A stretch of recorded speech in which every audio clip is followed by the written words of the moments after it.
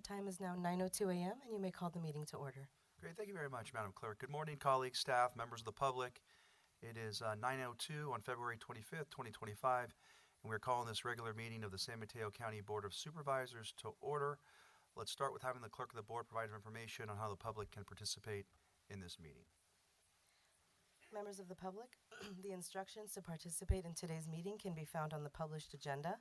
These instructions to provide information on how to submit written comments and how to participate via Zoom. Live interpretation of this entire meeting will be provided in Spanish. To access live interpretation, please click Zoom on the Zoom interpretation globe icon and select the Spanish language. If you're using the smartphone or tablet, please locate the three-dot menu, select Interpretation, and then select the Spanish language and finally click Done. At this time, I will ask our interpreter, Paulina, to provide these instructions in Spanish. Thank you. Good morning. Buenos días, estimados miembros del público. Se brindará interpretación en español en vivo durante toda esta reunión. Para acceder a los servicios de interpretación en vivo en la función de Zoom, si se conecta a través de una computadora portátil o de escritorio, haga clic en el icono de interpretación del globo terráqueo y seleccione el idioma español. Si se está usando un teléfono inteligente o una tableta, ubique el menú de los 3 puntos, seleccione Interpretación, luego seleccione el idioma español y finalmente haga clic en Finalizar o Done. Muchas gracias. Thank you. Great, thank you very much, and thank you for those instructions. Now we'll have the Pledge of Allegiance. Please join me in the pledge.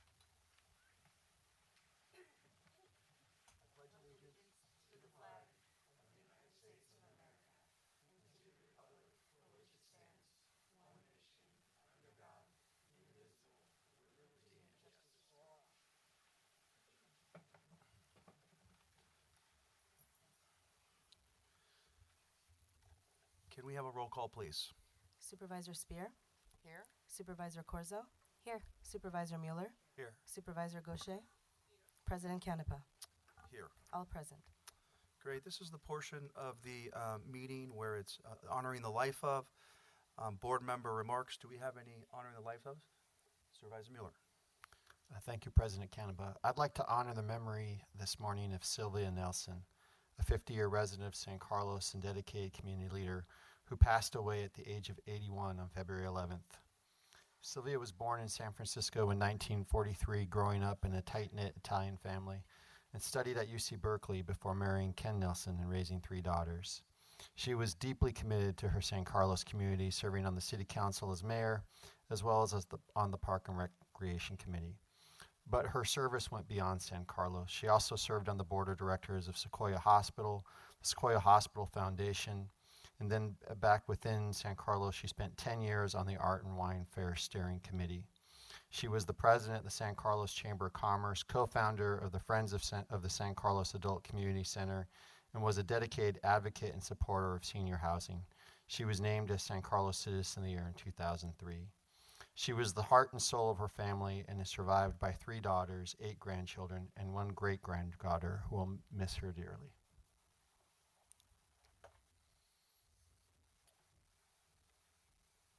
Thank you very much. Are there any additional members who'd like to make comments? Supervisor Spear. Thank you, Mr. President. I had the great fortune of working with Sylvia for decades. She was who I went to when we were dealing with housing issues, when the housing crisis occurred in early 2008 and the recession took hold. She was a very valuable resource for our county and provided us with great leadership. So she, as Ray has suggested, had a very fulsome life and one that was all about giving back to the community. So we celebrate one great public servant. Great, thank you very much. Any other comments from board members? Seeing none, this morning I have 2 honoring the lives of. The first for beloved pizza maker and Daly City resident Luigi Lattarella, who passed last Tuesday, February 18th at the age of 94. Luigi owned multiple restaurants over the years, most notably Luigi's Italian restaurant in Pacifica, before that a pizzeria in South San Francisco. To his friends and family and even to strangers, Luigi was known as nothing but nice.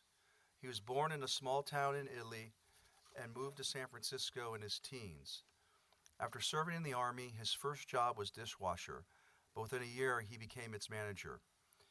He was a Pacifica Coast Television honoree and prolific fundraiser for schools and nonprofits in Daly City and Pacifica. He also often won the Pacifica Tribune's reader poll for best pizza.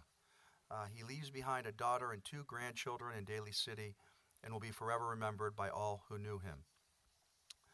The second honor in the life of, for me this morning, is for Madeline Banfield, who passed away February 9th at the age of 78.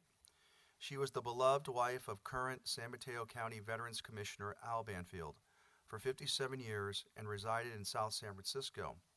She was the mother to Gigi and Michael and grandmother to Savannah and Eleanor. She worked different jobs throughout her life, including at Purity Foods, S.J. Amoroso Construction. She did accounting at Woodlawn Memorial Park, was a counselor at Cypress Lawn Memorial Park, and First Lady of the beautiful Garden Chapel. She was always crocheting, whether it was blankets for some newborn, hats and gloves, or making dresses and shirts. She was a member of the Stitchers Group, volunteered at several organizations, including the Food Pantry in Daly City. She will be missed by her family, friends, and of course, her new puppy, Buddy. I want to thank you all. We'll move to public comment. This is the portion of the agenda that is set aside for members of the public to comment on matters that are within the subject matter jurisdiction of the Board of Supervisors, but that are not on the agenda for today's meeting. For matters that are listed on the consent agenda, for matters that are set for closed session. Today, public comment will be 1 minute.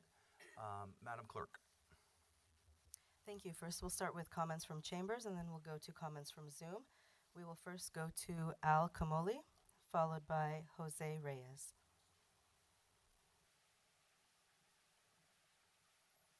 Good morning. Thank you.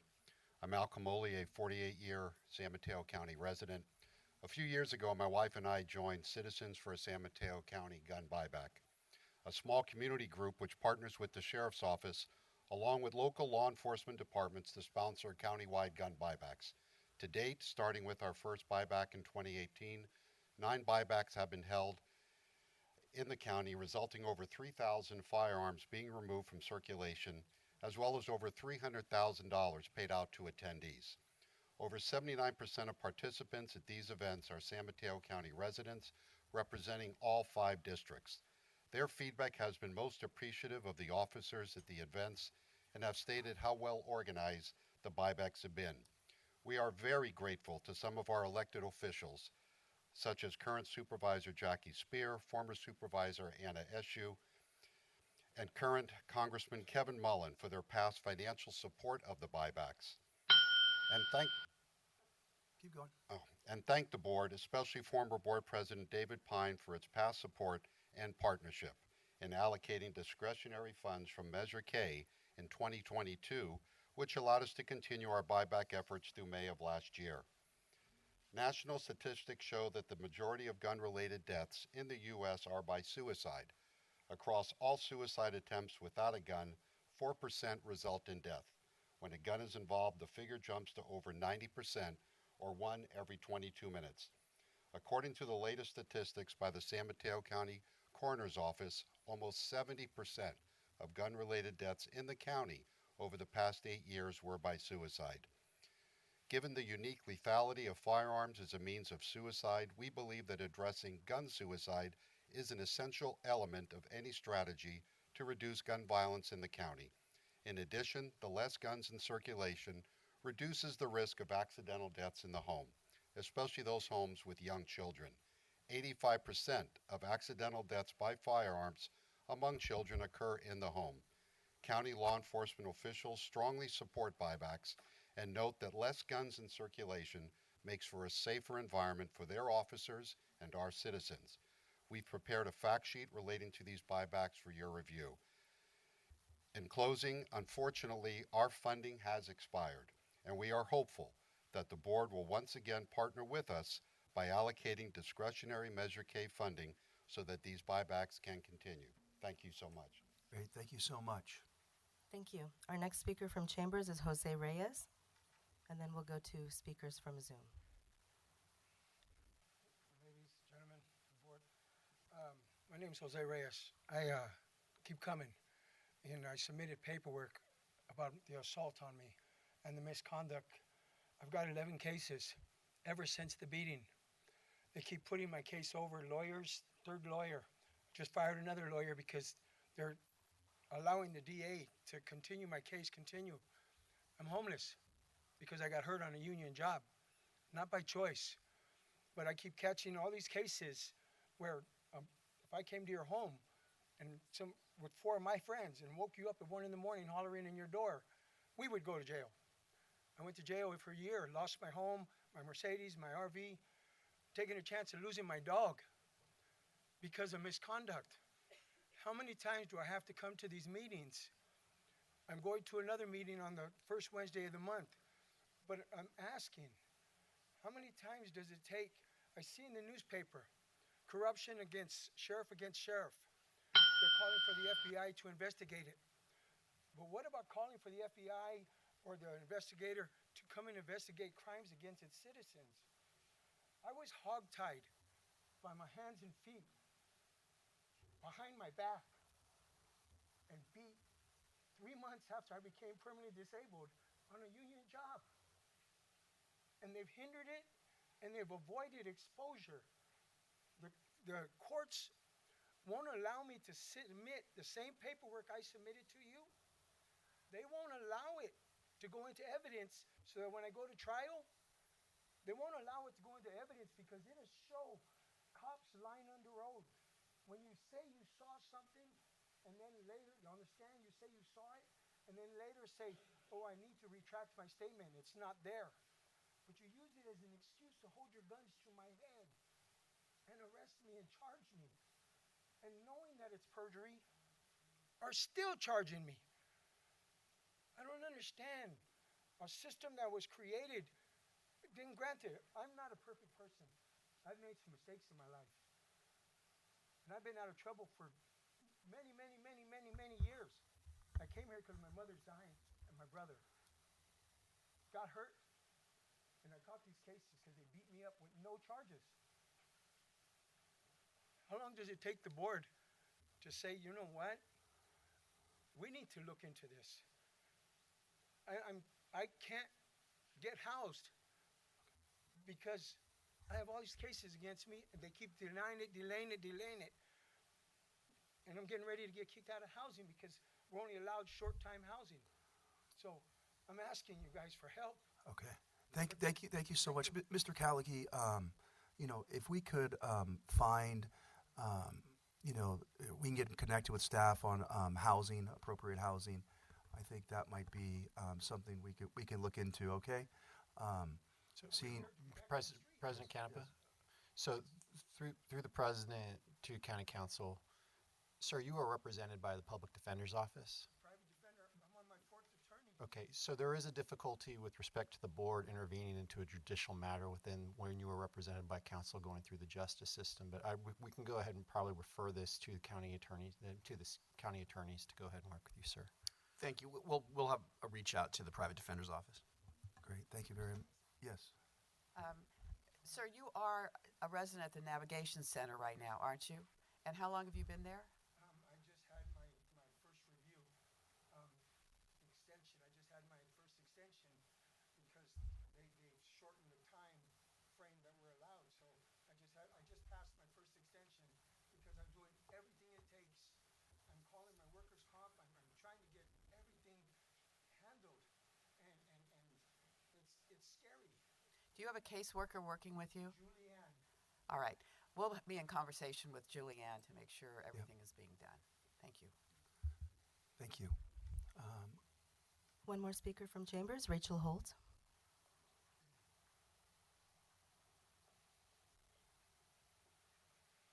Good morning, members of the board and members of the public. Thank you for this opportunity to speak with you all here today. My name is Rachel Holt. I am a San Mateo County Superior Court judge. I am here this morning in my role as the civil grand jury judge which the next term commences July 1st, excuse me, through June 30th. And I hope to, in under a minute or less, share with you all and hopefully with the public what the grand jury does, its important work, and advertise that we are accepting applications. So, are you a person who wants to improve local government, or do you have great ideas about improving your community? Are you passionate about homelessness, healthcare and wellness, housing, climate change, social justice, or education? The role of the grand jurors is to investigate topics of your choice, make recommendations for improvement, examine citizen complaints about our local government agencies. You are required to be a U.S. citizen, at least 18 years of age, and at least 1 year resident in San Mateo County. It is very, very important work.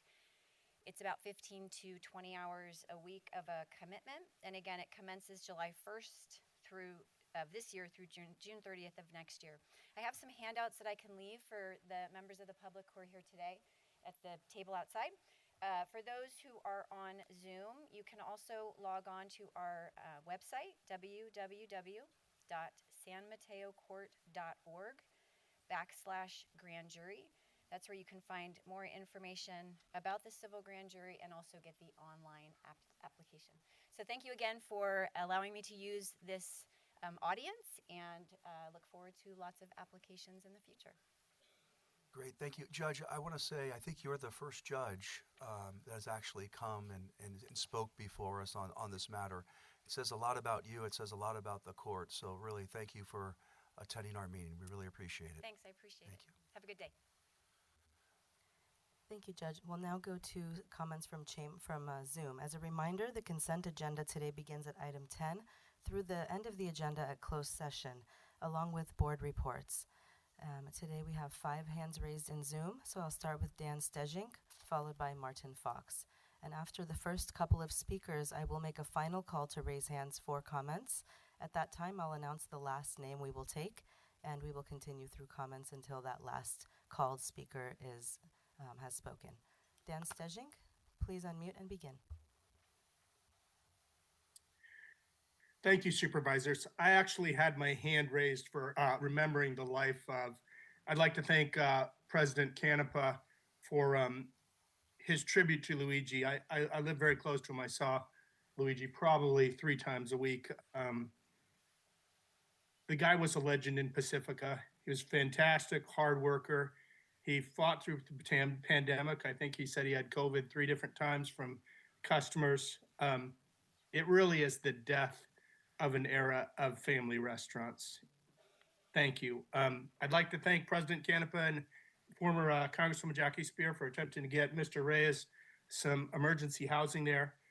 Finally, I'm going to talk about Measure A and vote everyone on the audience to vote no on Measure A. It's voter fraud, it's a power grab, and it's a giant waste of tens of millions of dollars of public money. The fact that the elections office never got the legally required ballot measure text, impartial analysis, and ballot arguments to the voters until 5 to 14 days after the ballots were mailed and many mailed in is just invalidates this election completely. And I filed a complaint with the Secretary of State and the Attorney General on a different matter.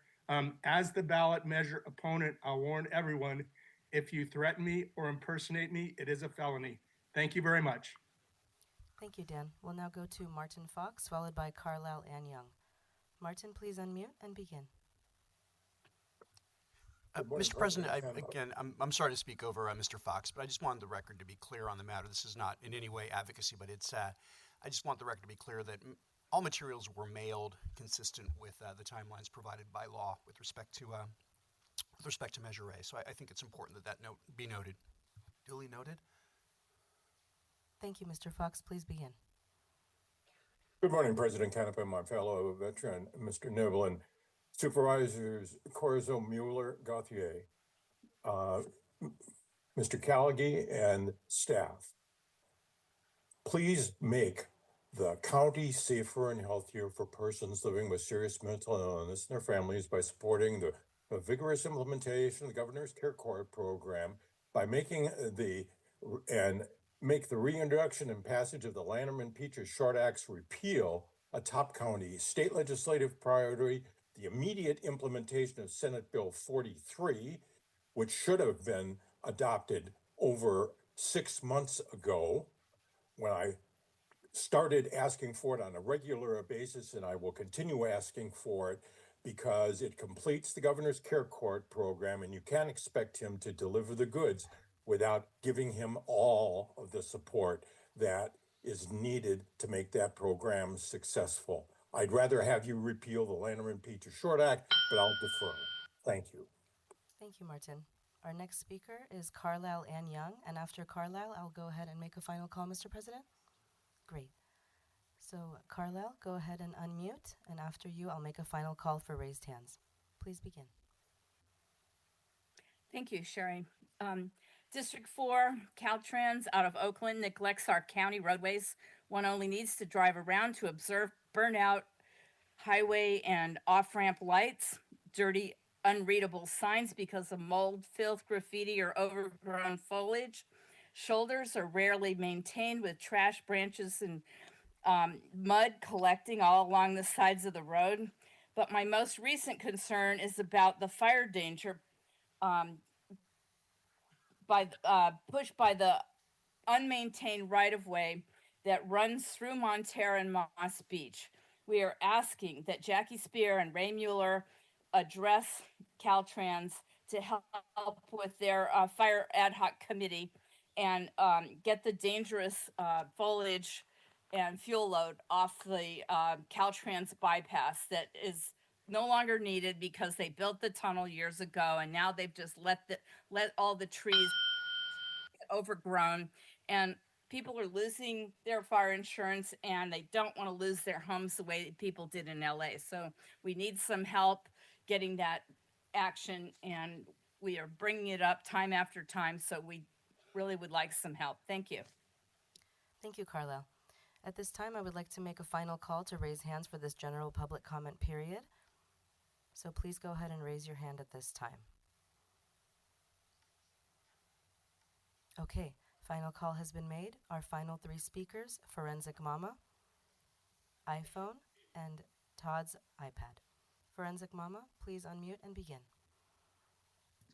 Good morning. I'd like to bring to attention to everybody that the San Mateo County Bar Association is being sued for their cottage industry of the unconstitutional private public defenders that are forcing plea deals in malicious prosecutions, holding children as hostages.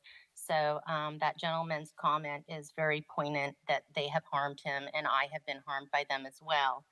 Furthermore, I support everyone's due process of law, even yours. You do realize there is a new DOJ in the county or in the country, and you cannot lawfully pay someone to write a defamation hit piece, such as Ladera Cordell's opinion of Sheriff Corpus that violates the 4th, 5th, 6th, and 7th Amendments, and especially violates rules of evidence regarding inadmissible hearsay.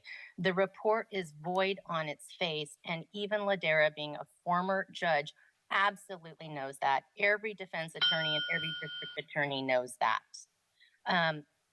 Then to use that report to subvert a fair election and put Measure A on the ballot just reeks of improprietary election month garbage. Mail-in ballots, that's stuffing and scams. And I would urge this council to remove Measure A from the ballot immediately and save face and save prosecution. Thank you. Thank you. We'll now go to iPhone. If you could kindly identify yourself, and Todd's iPad, our final speaker. iPhone, please unmute and begin. Good morning. Can you hear me? Yes, thank you. Yeah, good morning, Board of Supervisors. My name is Joaquin Jimenez from Half Moon Bay, and I'm speaking as a very concerned citizen, very worried, about Measure A. I'm against Measure A. The reason is you taking away or power to vote. As I understand, Sheriff Cristina Corpus was elected by the people, and she was not appointed by you. There's a little taste of democracy being in jeopardy, and also, in the direction of a dictatorship. I'm asking board supervisors to remove this measure from the ballot, spending millions of dollars, on something that is abuse of power. I'm voting no on Measure A, and I'm very concerned that you're trying to take away the power of the people. She was elected by the people, and if she was to be removed, she will be removed by the people, not by you. No on Measure A. Thank you. Thank you. And now we'll go to our last Zoom speaker, Todd's iPad. Todd's iPad, please unmute and begin. Yeah, good morning. I really wish these words would actually help wake you up as the council members. But it seems as if there is some support out here for no on Measure A. It's an unconstitutional act. You don't take your oaths seriously, and your Pledge of Allegiance is a joke. Please take notice that the people are aware that no government official, from the lowest level to that of the president, has immunity for acts that are not covered by an express grant of power. When government servants act outside of their constraints of their delegated authority, those actions are null and void, and you can personally be held liable. And I will make sure that you are personally held liable.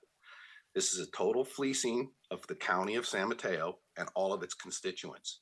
I am not in support of Measure A in any way, shape, or form. This is a political act specified. And it's funny, Jackie Spear, because you were talking crap about President Trump doing some kind of political act against Nancy Pelosi's building up in San Francisco. And you actually went on TV and spoke of it. But this is exactly the same thing. This is a political act against this sheriff, a duly elected sheriff who is the highest power. I asked her to arrest all of you and to call you guys in for RICO Act and charges. This is ridiculous. You need to rethink your position. You will be held personally liable, and I will be serving you with affidavits and be seeing you in court. Please consider your position, and I would change immediately your process. Thank you. Thank you, Todd. Mr. President, that was the end of Zoom comments. Great. I just want to thank the public for for sharing their comments with us today. We'll now take action to set the agenda and to approve the consent agenda. I understand the Health Plan of San Mateo has requested that Health pull item 18 to remove from today's agenda for a later meeting. Are there any requests to pull or move any other items from the consent agenda? Seeing none, with that, can I get a motion? So moved by Lisa Gaucher, and that includes the pulling of item 18. Thank you. And a second by Supervisor Corso. May I have a roll call, please? Sure. Supervisor Spear? Aye. Supervisor Corzo? Yes. Supervisor Mueller? Yes. Supervisor Gaucher? Yes. President Canepa? Yes. Motion passes with the removal of item number 18 from the agenda entirely. Thank you, Madam Clerk. We'll now move to presentations and awards. We have two of these items today. We will start with item 1, which is a presentation of a resolution honoring and commending Walter Moore upon his retirement from Peninsula Open Space Trust. This item comes to us from Supervisor Mueller. Supervisor Mueller. Thank you, Supervisor Canepa. This actually is a bittersweet occasion because we're celebrating Walter Moore's retirement from Post. And I really wish that Supervisor Horsley was still with us today for this occasion. Mr. Moore, your work on the San Mateo County coast is undeniable, the impact you've had on the coast. Earlier this year, or actually late last year, we had the opportunity to name Don Horsley Park at Tunias Creek Beach after the late supervisor, but it's fair to say, and everyone knows, that project wouldn't have happened without you as well. And the impact that you've made in saving the redwoods, in creating bypasses for wildlife, for agricultural, the agricultural work you've done, just the conservation, Coyote Valley beyond our region, 30 years. It's really a legacy that's left to all of our children. And I just wanted to take a moment to start this meeting to celebrate what you've done and what that impact means to our community and to generations to come. Thank you for being with us. Great, thank you. Thank you very much for this resolution and to Supervisor Mueller for his thoughtfulness in sponsoring this resolution. I'm honored. On behalf of Peninsula Open Space Trust, we are grateful to the County of San Mateo for its strong partnership in forwarding many of POST initiatives such as farmland and park conservation. Strong partnerships take time and trust to be impactful enough to result in benefits for the entire community. In the last decade, one of the foundations for our partnership was established when Executive Officer Calighi supported the promotion of Nicholas Calderon to Director of Parks. Director Calderon has somehow led the Parks Department through the incredibly challenging times of COVID and the CZU Lightning Complex fire, all the while keeping the spectacular new Don Horsley Park at Tenitas Creek Beach on track. And of course, it was the vision of the late, great Supervisor Horsley that led to the partnership with Post, which created that exciting new county park. I very much look forward to seeing many of you at the opening of Tenitas Creek Beach sometime this year, where we can reflect on the power of working together in partnership to protect the amazing beauty and character of San Mateo County for all. Thank you. Thank you. Thank you.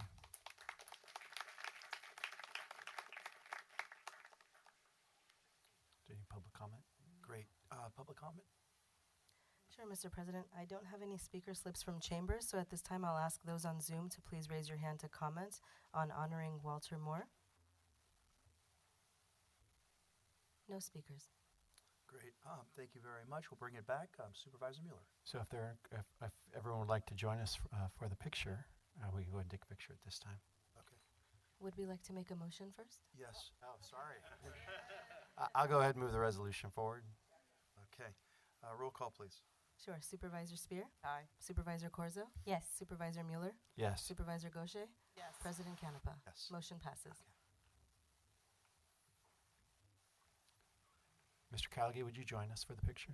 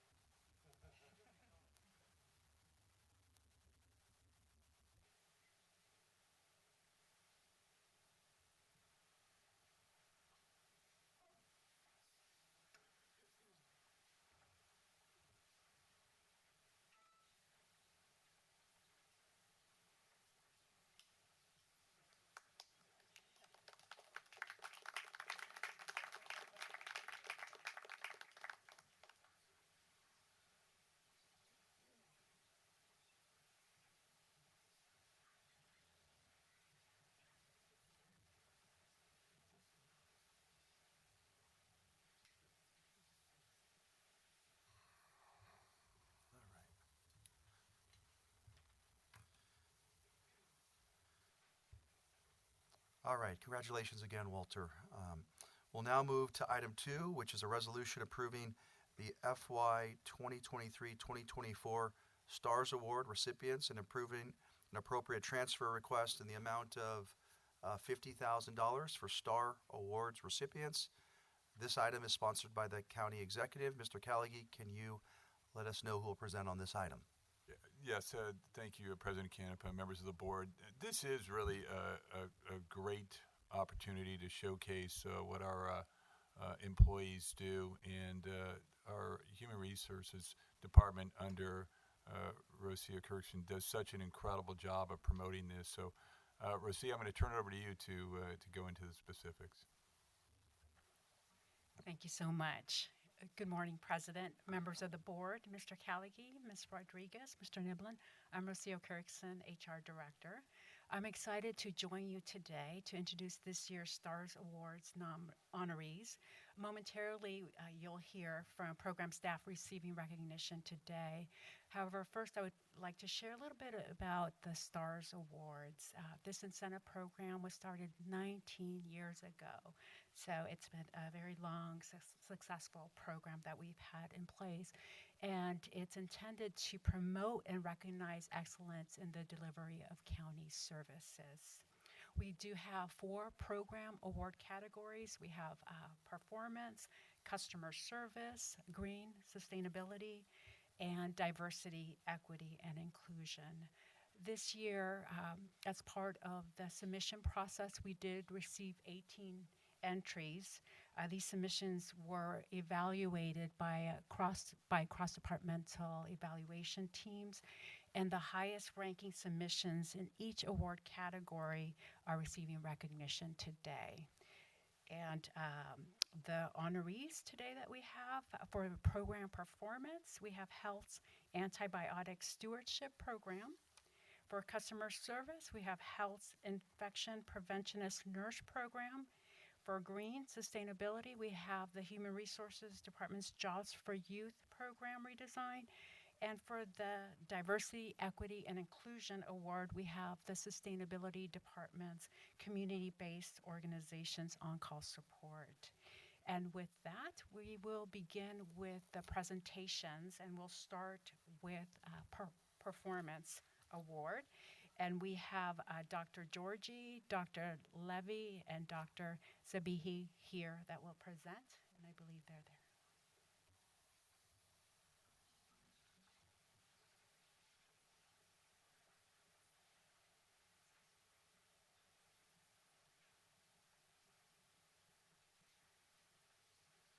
Good morning, everyone. I am Sujya Georgie, Medical Director of Acute Inpatient Care. Before the development of antibiotics, a minor infection, a tiny cut, or a scratch could lead to death. With the development of antibiotics, these deadly infections became treatable and lives could be saved. But the bacteria started adapting and they started developing mechanisms to evade or destroy the antibiotics, leading to antibiotic resistance and emergence of superbugs. If we do not address this crisis right now, we could be plunged back into the dark ages of medicine where these infections could become deadly once again. So the antibiotic apocalypse is looming, and our best defense is judicious use of antibiotics, hence the need for antibiotic stewardship. Thank you. Good morning.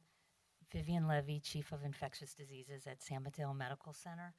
7.7 million global deaths occur globally from bacterial infections. About 5 million of these are due to bacteria that have developed resistance to antibiotics. We are globally interconnected, as evidenced by the recent monkeypox case in our county, the first Clade 1 case identified in the Americas. Antibiotic shortages affect stewardship daily. What we do, we use the narrowest spectrum antibiotics, being those that cover the fewest bacteria, to treat an infection for the right duration. We monitor trends and report to the National Healthcare Safety Network. We review our antibiogram, which is a chart of bacteria cultured in clinical settings and susceptibility every year. We draft guidelines on this antibiogram and national guidelines. We educate our clinicians and participate in local and national groups on antibiotic stewardship. We do something called diagnostic stewardship, which is how best to use our testing for common infections like urinary tract infections and diabetic foot infections, which cause high morbidity in the populations we serve. And we build and improve infrastructure with colleagues from infection control, lab quality, analytics, and nursing. We've consistently been awarded the CDPH, California Department of Public Health Stewardship Gold Honor Roll. Thank you so much for the recognition. Thank you all. Hello. This is Nilufar Zabihi. I'm the clinical coordinator pharmacist at San Mateo Medical Center. A goal of a successful antibiotic stewardship program is to manage... Can you speak into the microphone, please? Okay, sorry. Can you hear me now? Okay. Okay. Sorry. The goal of a successful antibiotic stewardship program is to manage the use of antimicrobials to maximize patient safety. We have been achieving this at San Mateo Medical Center with a strong ongoing collaborations between our leadership team, infectious disease doctors, hospitalists, clinical pharmacists, lab nursing, and quality assurance. So at this moment, I wanted to acknowledge and appreciate the effort that everyone has put into this program. So thank you very much for the recognition, and thank you everyone to make this a success that is. Thank you.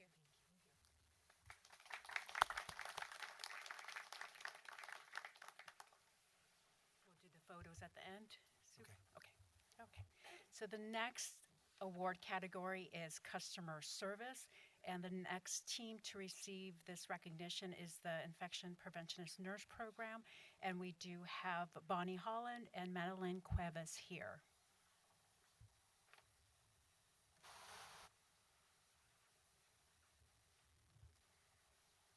Good morning, everyone.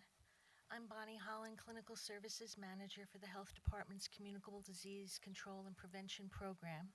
We deeply appreciate this recognition for our infection preventionist nurses.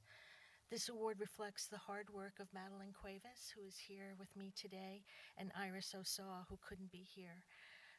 Their dedication has been vital in protecting the frail elderly in our county's 14 skilled nursing facilities. During COVID-19 pandemic, the California Department of Public Health urged local health departments to provide infection prevention support to skilled nursing facilities. San Mateo County was fortunate to welcome Madeleine and Iris, both experienced acute care hospital infection prevention nurses, who have spent nearly 4 years now supporting the 14 skilled nursing facilities as well as outpatient dialysis centers. Their work in outbreak response, training, vaccination planning, and infection control has directly saved lives. Through hands-on education, which they do in multiple languages, they've empowered skilled nursing facility staff to implement critical infection prevention measures to reduce healthcare-acquired infections. Their efforts continue to make a lasting impact, protecting the most vulnerable of us. Thank you.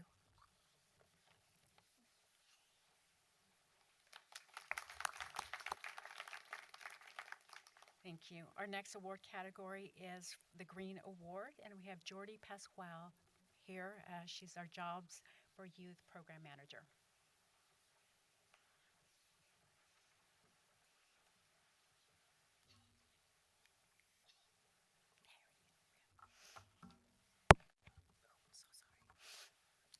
Good morning, President Canepa, members of the board, Ms. Rodriguez, Mr. Callaghy, and Mr. Niblin.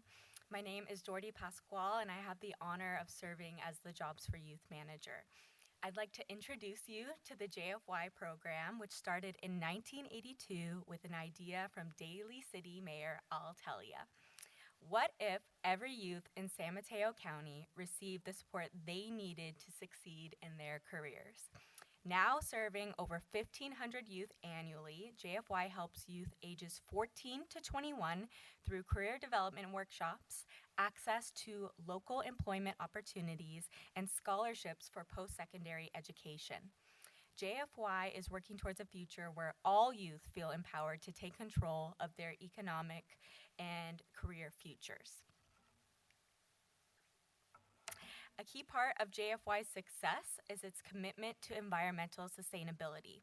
Historically, JFY printed career preparedness workbooks for its job training workshops and mailed physical invitations and materials for the annual Scholar Celebration, leading to notable environmental and financial costs.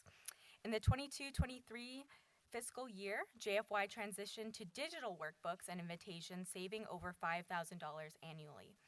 This change drastically reduced paper waste, cutting down the use of 14.2 trees and 10,629 pounds of carbon dioxide emissions each year. In addition to reducing its environmental impact, it is also crucial for JFY to address the diverse needs of all youth, including those with varying learning abilities. To address this, the program developed accessible resources such as digital Spanish language workbooks to I'm so sorry. Language workbooks to ensure more youth participants can fully engage in JFY's offerings.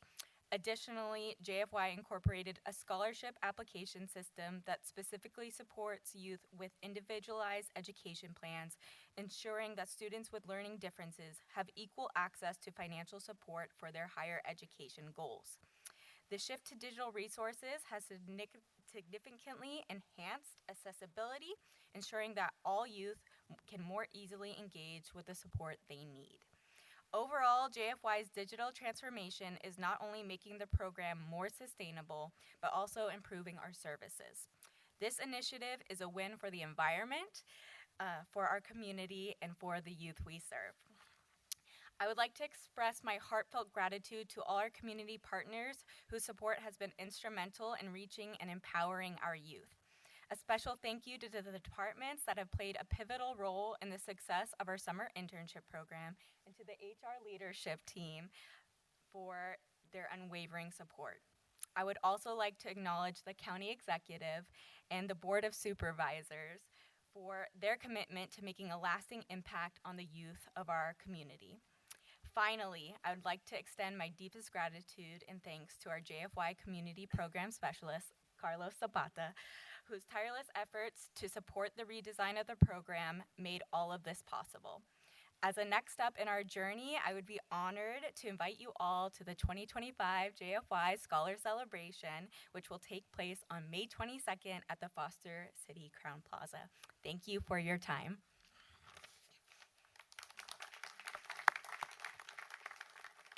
Thank you, Jordy and Carlos. Our final award is for outstanding efforts in DEI, and we have Effie Ferducci from the Sustainability Department here with us. Effie.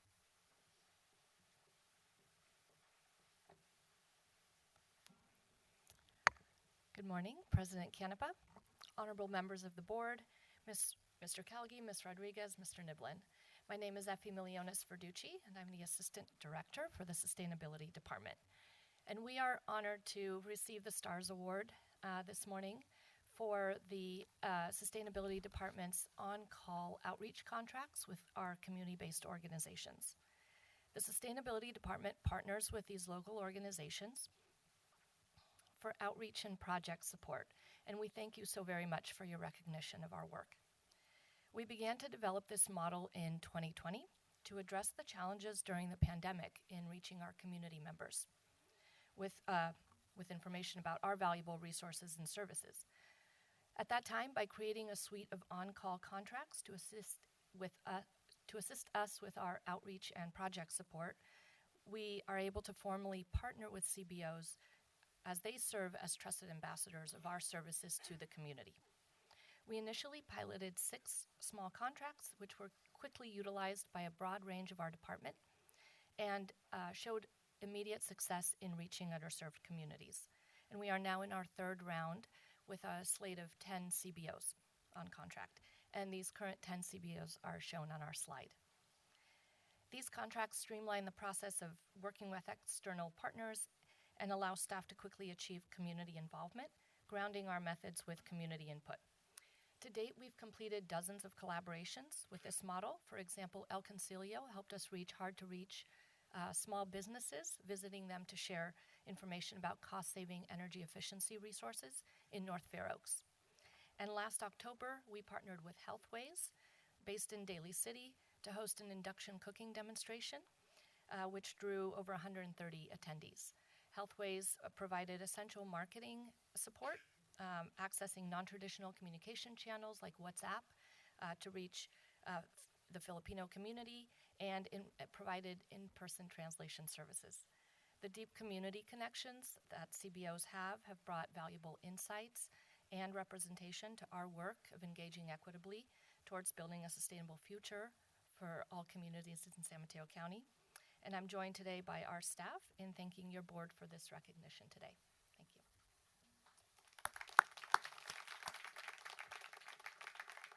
Congratulations to all the outstanding programs, and thank you so much to your board and county executive for your leadership and support. Great. Thank you very much. Do we have any public comment on this item, Madam Clerk? I don't have any speaker cards from chambers, but I'll check on Zoom at this time. Please raise your hand to comment for item number 2 on the STARS Awards. I have one hand raised for Forensic Mama. Please unmute and begin. Yes, my comment to this is that the medical industrial complex has shown itself not only to be untrustworthy, but to be committing medical genocide. How many of these bacteria have been bioengineered? We, the people of the United States, do not yield our sovereignty to the unelected globalists who have been referenced in the presentation. I've been waiting to see what the new bioweapons would be unleashed on the public. Dr. David Martin, who is credentialed, has made numerous presentations that the COVID-19 shots are bioweapons developed by the Department of Defense and Ralph Barrick of University, North Carolina, Chapel Hill. Over 1 million people died from these. These injections cause many diseases such as monkeypox and the turbo cancers due to SV40, which deactivates the tumor suppressor gene. I know so many people who took these shots and got cancer and had their bodies mutilated. I see another fear campaign seeking to dupe the public, and I'm not in support of this. Get these globalists out of our county, out of our state, and out of our country. We reject all of them. And that was the last comment, Mr. President. Great, thank you very much. Do we have any comments from the board? Oh, Mr. President, Camp, if I may, if I could just ask Ms. Kirsten we have a couple of new board members just to explain how the money is used for the program. Yes, thank you, Mr. Callaghy. So there is, this is an incentive program, so there is money that's associated with this. And the money is intended to go back and continue to contribute to the success of the program. It can be used for improvements. It could be used for staff development. So those would be the types of examples that the funding would be used for. Thank you so much. Are there any comments? Vice President Corzo. Yes, I just wanted to thank each of the leaders in our county and the programs for all of their work. I think each one plays a big role in our community in ways we maybe don't see very often, or the public doesn't see very often. But you know, from antibiotics to infection prevention to Jobs for Youth. These are programs and initiatives that are very worthy of being recognized, and I'll give a special shout out to Jobs for Youth because my first intern, you know, she was so amazing and is still so amazing that we have kept her on as a fellow, and she's amazing at community engagement, and we are hoping to bring on another intern.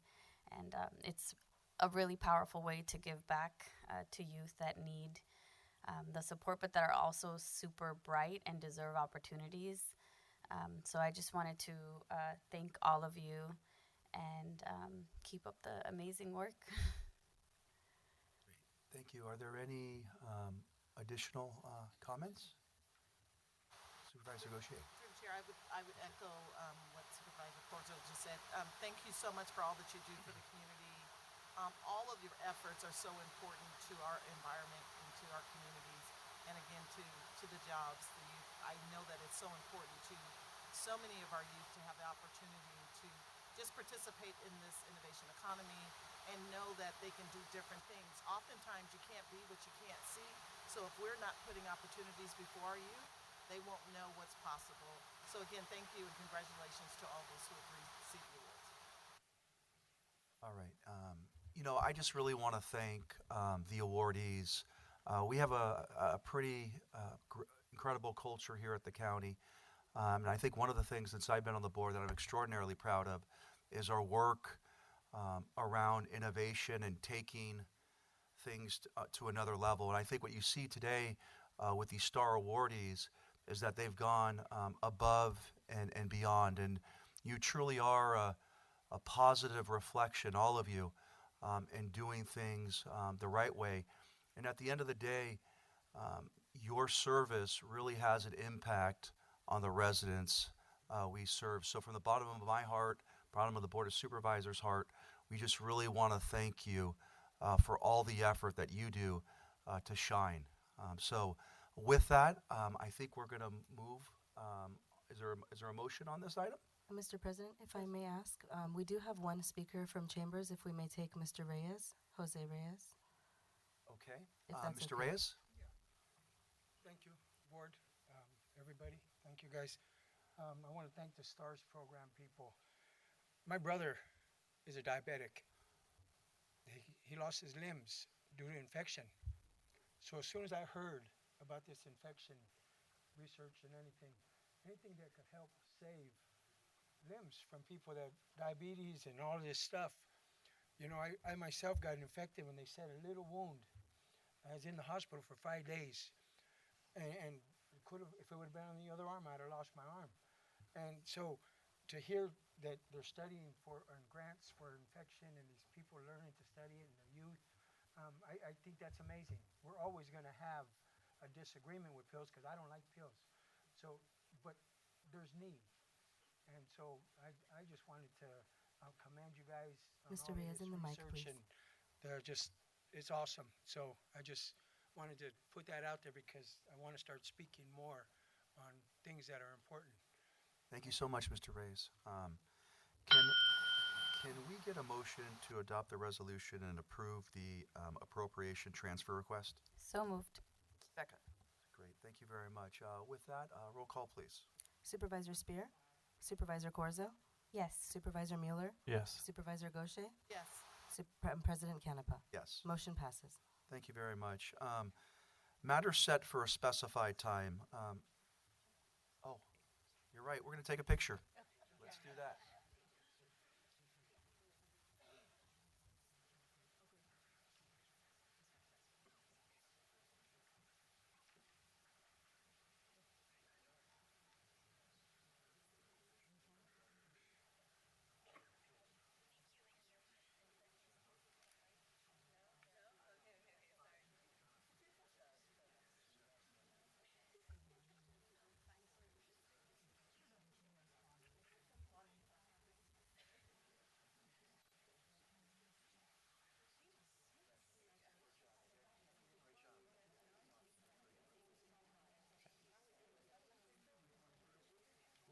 Sorry. We'll do.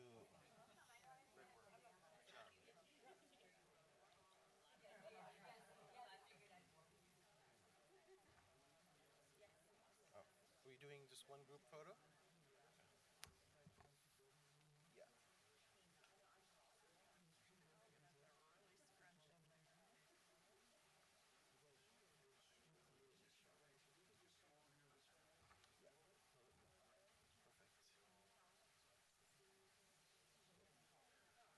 It's a little bit more on this way, please. Covering supervisor. Right.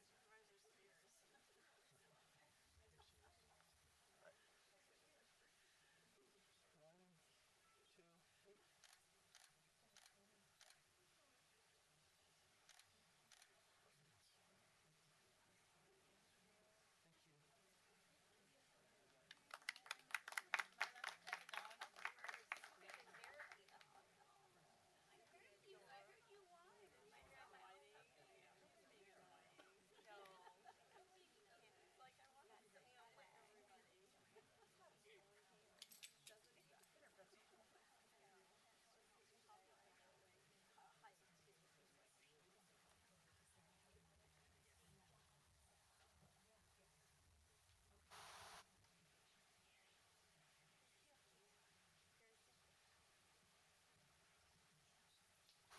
All right.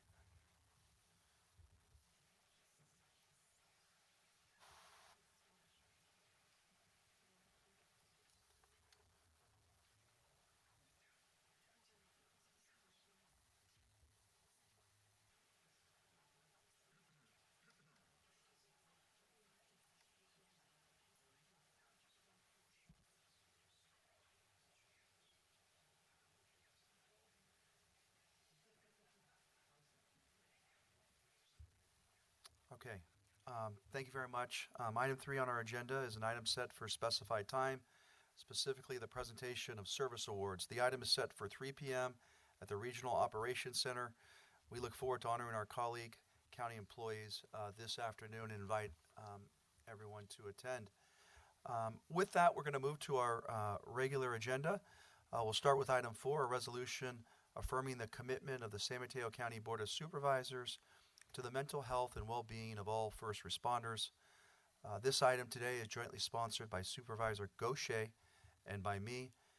Let me just make some comments. Honored colleagues, first responders, and members of the community, today we gather to take an important step forward in acknowledging and addressing a challenge that has too often been overlooked: the mental health and well-being of our first responders.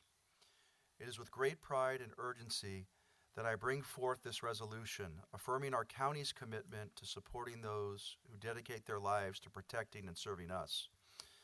Every day, firefighters, police officers, EMTs, and paramedics put their lives on the line to ensure our safety. They rush toward danger when others should seek shelter. They bear witness to tragedies and emergencies that most of us can barely imagine.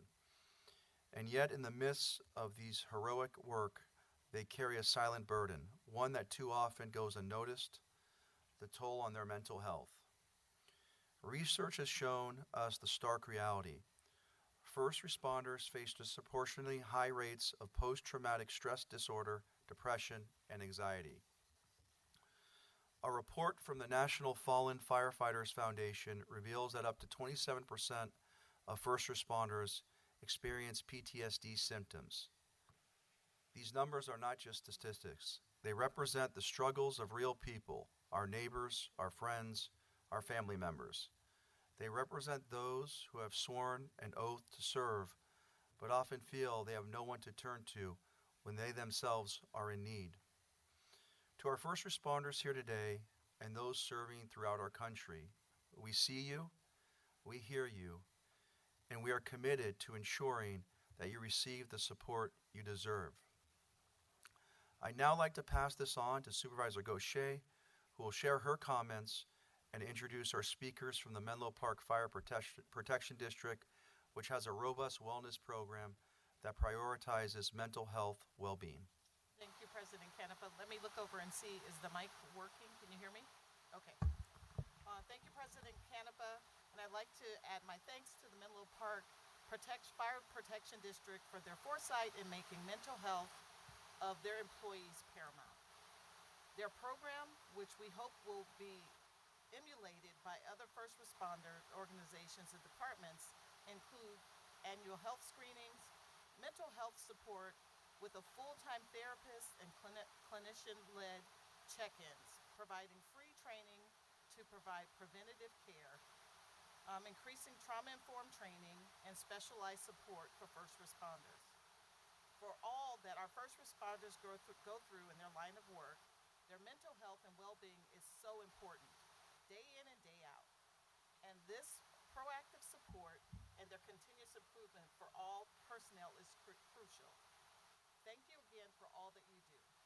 Now I'd like to introduce our speakers from the Menlo Park Fire Protection District, starting with Menlo Park Fire Chief Mark Lorenzen, and including Vice President of the District's Board of Directors, Virginia Chan Crawley, with Battalion Chief Jason Martin, the current manager of the Fire District's Mental Health Wellness Program.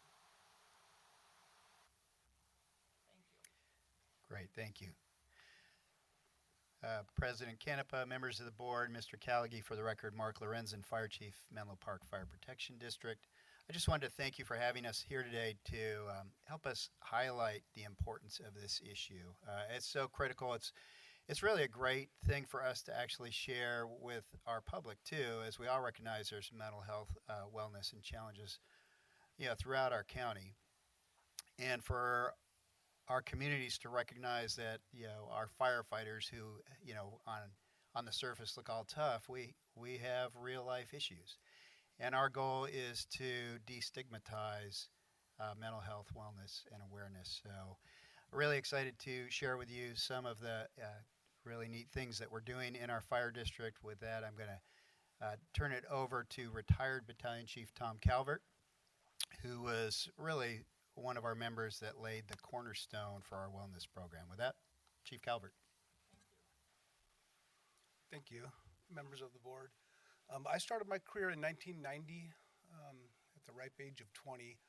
And when I came in, one of the issues that was facing the fire service at the time was heart attacks. That was our big issue. That was killing more firefighters than anything else. And because I grew up in Menlo Park and I had worked at a gym before I got hired on with the fire district, I was asked to start the wellness program in our department, which at the time, again, the issue was heart attacks. So at the time, the wellness program meant your physical body. So, it was about fitness. And,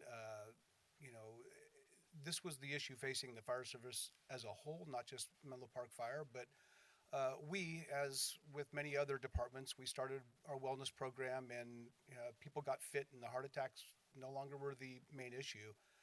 And then in probably the 2000s, cancers came along, and we started all kinds of programs, and we do things on scene now that address the cancer problem, and that went away.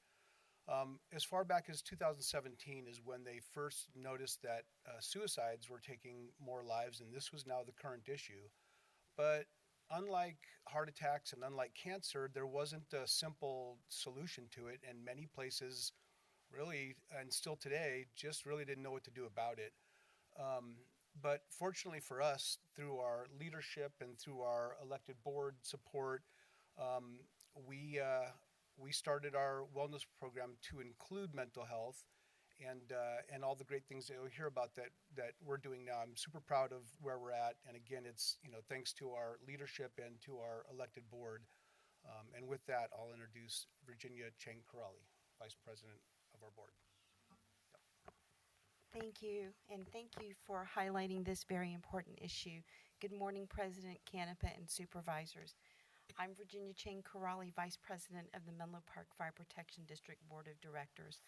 On behalf of the Fire Board and Fire District, thank you for including us to highlight the important issue of mental health and wellness for first responders and to encourage a cultural shift within the emergency response profession. We are honored to be here this morning. As retired Battalion Chief Tom Calvert mentioned, the need for mental health support for first responders is great. I have advocated for this support for many years before I was elected to the Fire Board in 2011 and since then.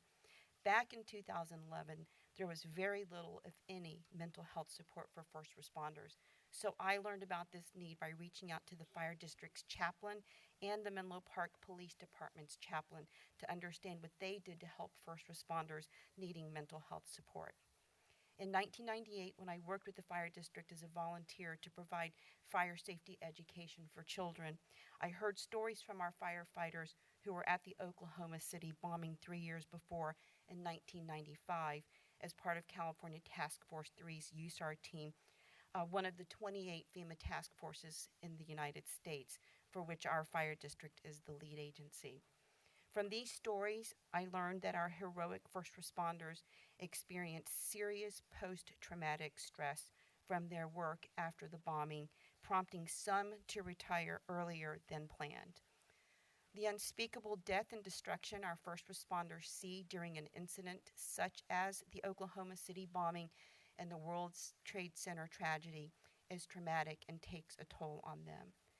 Further, there are extraordinary first responders who are also veterans who have fought for our country and have seen the destruction of war. So their mental health and well-being needs are magnified when they do their jobs as first responders. I am proud to say that 3 years ago, to support all fire district employees, the fire board and fire district staff developed and adopted a policy to allow a reasonable accommodation for a service dog to accompany our employees with a physical or mental disability to perform the essential functions of their job. To my knowledge, this policy is the first of its kind in California and has been a life changer for those who have needed this accommodation. Also, working with partners that recognize how our canine friends help our first responders is important. So I wanted to give a special shout out to Christine Hollander and her dog Garrett, who are here with us from First Responder Therapy Dogs, a nonprofit that visits fire stations, police stations, emergency rooms, dispatch centers, and wildland fire base camps, among many other things they do to support our first responders. The mental health and well-being of our employees is important to Menlo Fire and is paramount to the fire district's success. Under our fire boards and Chief Lorenzen's leadership, the fire district's wellness program continues to become part of Menlo Fire's culture, with Battalion Chief Jason Martin taking the helm now to ensure the program's success. I'd like to introduce you to Battalion Chief Jason Martin. Thank you, President Canepa and Supervisor Gaucher, for supporting such a program, and board members. I just wanted to highlight a little bit as I've taken over for such a great program that one of my dear brothers, Tom, started quite a few years ago. I wanted to kind of highlight what the importance is and the real problem that first responders have, not only across the country, but specifically in San Mateo County, what the first responders are experiencing that are kind of unique. Couple of highlights, echoed to President, your statistic on PTSD, that first responders are 2.5 more times likely to suffer symptoms of PTSD than the general public, and 1.5 more times likely to commit suicide than the general public. First responders have a real problem in mental health, and it's not going away, as in 2008, the suicide rate of first responders has gone up 300% and continues to climb. It's quite an alarming response. As retired Chief Tom Calvert presented to you our shift, that we are more likely to die of suicide than we are of an on-duty death. Real statistic. And a personal note on that, I lost one of my dear brothers to an early retirement due to mental health and PTSD symptoms, couldn't carry on his career anymore, and retired at 18 years of service, which was kind of sad on a personal note. As well as I lost another brother in Santa Clara County to suicide, very productive first responder, so I have some personal experience with mental health and well-being. And then I mentioned I wanted to talk about the specific stresses that San Mateo County first responders experience. We have all of the same stresses that first responders experience across the country: death, serious injury to youth and kids, and or traumatic incidents. But also in this county, we have a FEMA team, a Federal Emergency Management Agency team, that consists of first responders from every fire agency in the county, as well as several police agencies. And we've responded to Oklahoma City, World Trade Center when I started in 2000, in which the Wellness and Fitness Initiative was initiated based on 9/11 and what FDNY firefighters were going through. That's the guide that Tom and I go off today to provide mental health and well-being. As well as Hurricane Katrina, the Camp Fire in Paradise. Tom and I both responded personally together, and then recently the LA City fires. And so not only do we have the regular stresses in San Mateo County, we get all those extra stresses that are quite alarming. So I wanted to thank you for your time and the support. Great. Thank you very much. Would you like to say a couple words? Christine. Come on, Christine. Well, thank you all very much. As you all possibly know, I'm the business manager for our public safety communications team here at San Mateo County. Garrett and I, in our volunteer capacity, are members of First Responder Therapy Dogs, and we're proud to support all of these amazing individuals in whatever way we can. So thanks for having us this morning.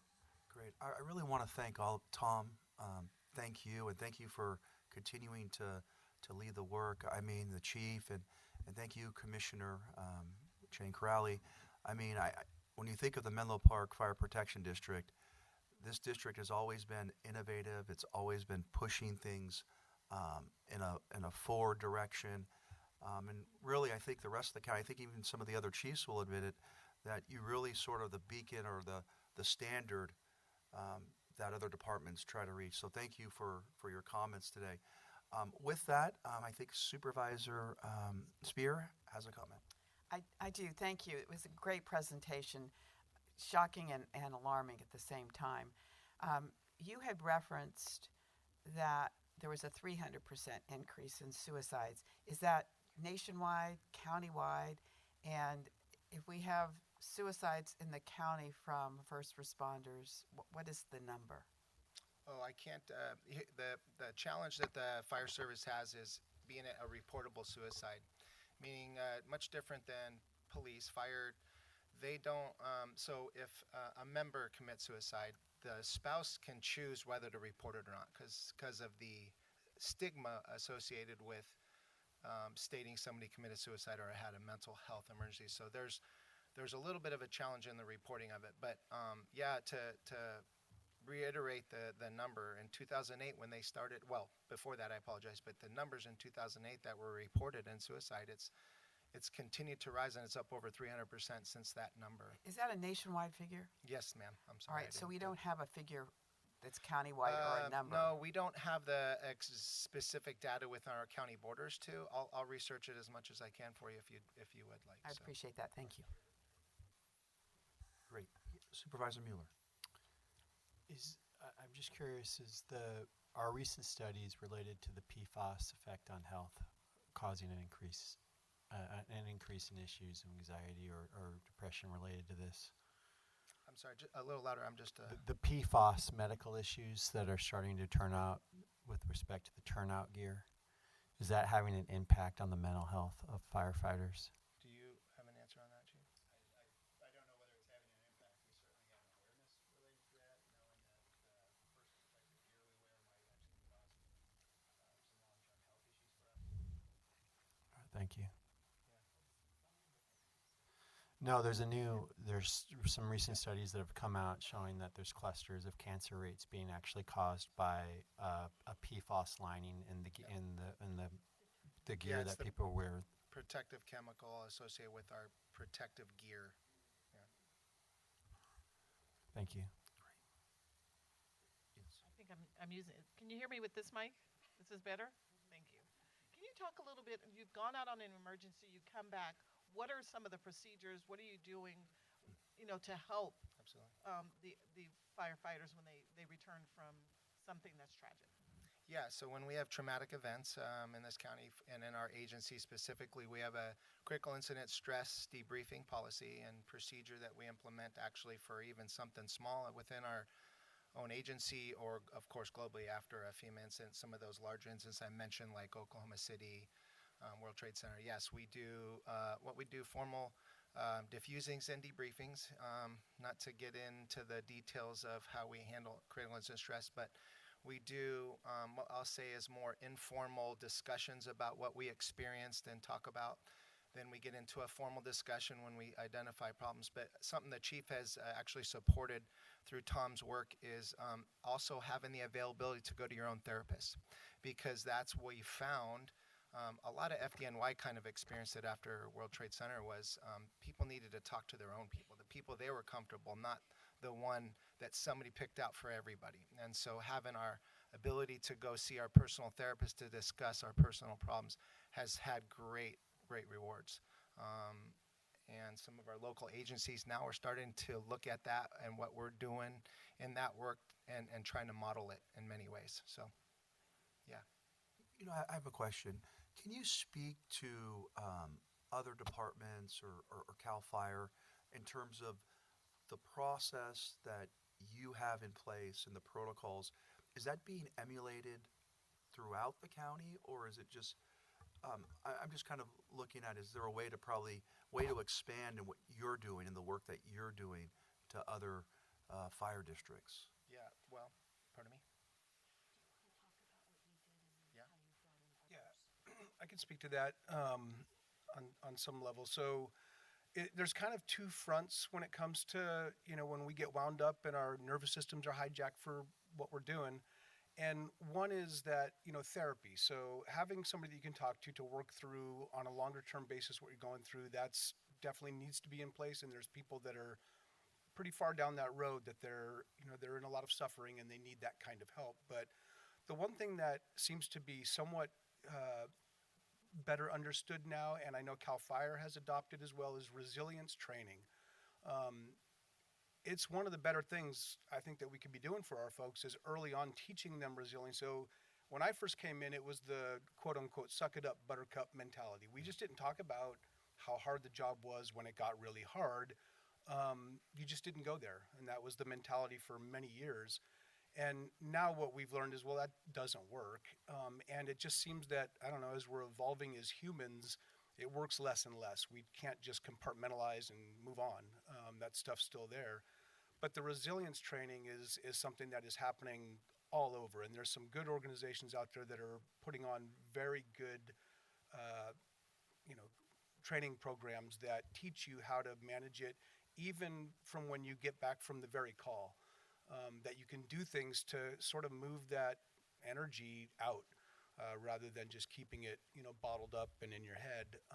So there are programs that are great, but each place is sort of doing their own thing. There's no real standard for what to do. There are best practices, and we've become one of those in all the ways that we're addressing it. But for sure, the resilience training seems to be the one that I think most are starting to get and bringing folks in to do that kind of training. In fact, I heard recently that there's programs that are teaching it in schools to little kids too. I think that is beautiful. That just can't happen enough. And we all need it. It transcends fire, but for police and for EMT, is this resiliency that you referred to, is it being executed or implemented in those spaces, or is it just primarily the fire space? Yeah, I can't really speak as much to what's happening with the law enforcement and EMTs and paramedics, but I do know that it really depends on the agency and what kind of leadership, how much they really understand about what's going on and the solutions that are available now.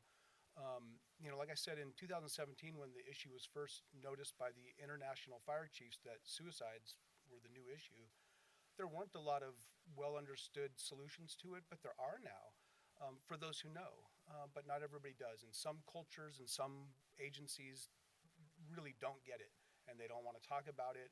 They don't want to go there yet, whereas others do. And I think that's really the difference, is kind of internal culture and understanding around the issue. Right. Yes. Yes, Commissioner. So I have actually spoken with some of the law enforcement agencies. Early on, as I said, including the Menlo Park Police Department and actually some of the sheriffs, the former sheriffs, and they have programs. I think they're probably a little more standardized than what we have done as a fire district, where we're actually providing funding for the support as well, which is beyond this policy that I'd outlined for the service dogs. So if it's something that you're interested in looking at, I think that you should probably start with your I know the county deals with CAL FIRE, Correct. and it's a much bigger agency. So, but I think that there's a protocol too. It's just ours is more customized, and as Tom said, I think that is very necessary because everyone is different in that way and unique in that way.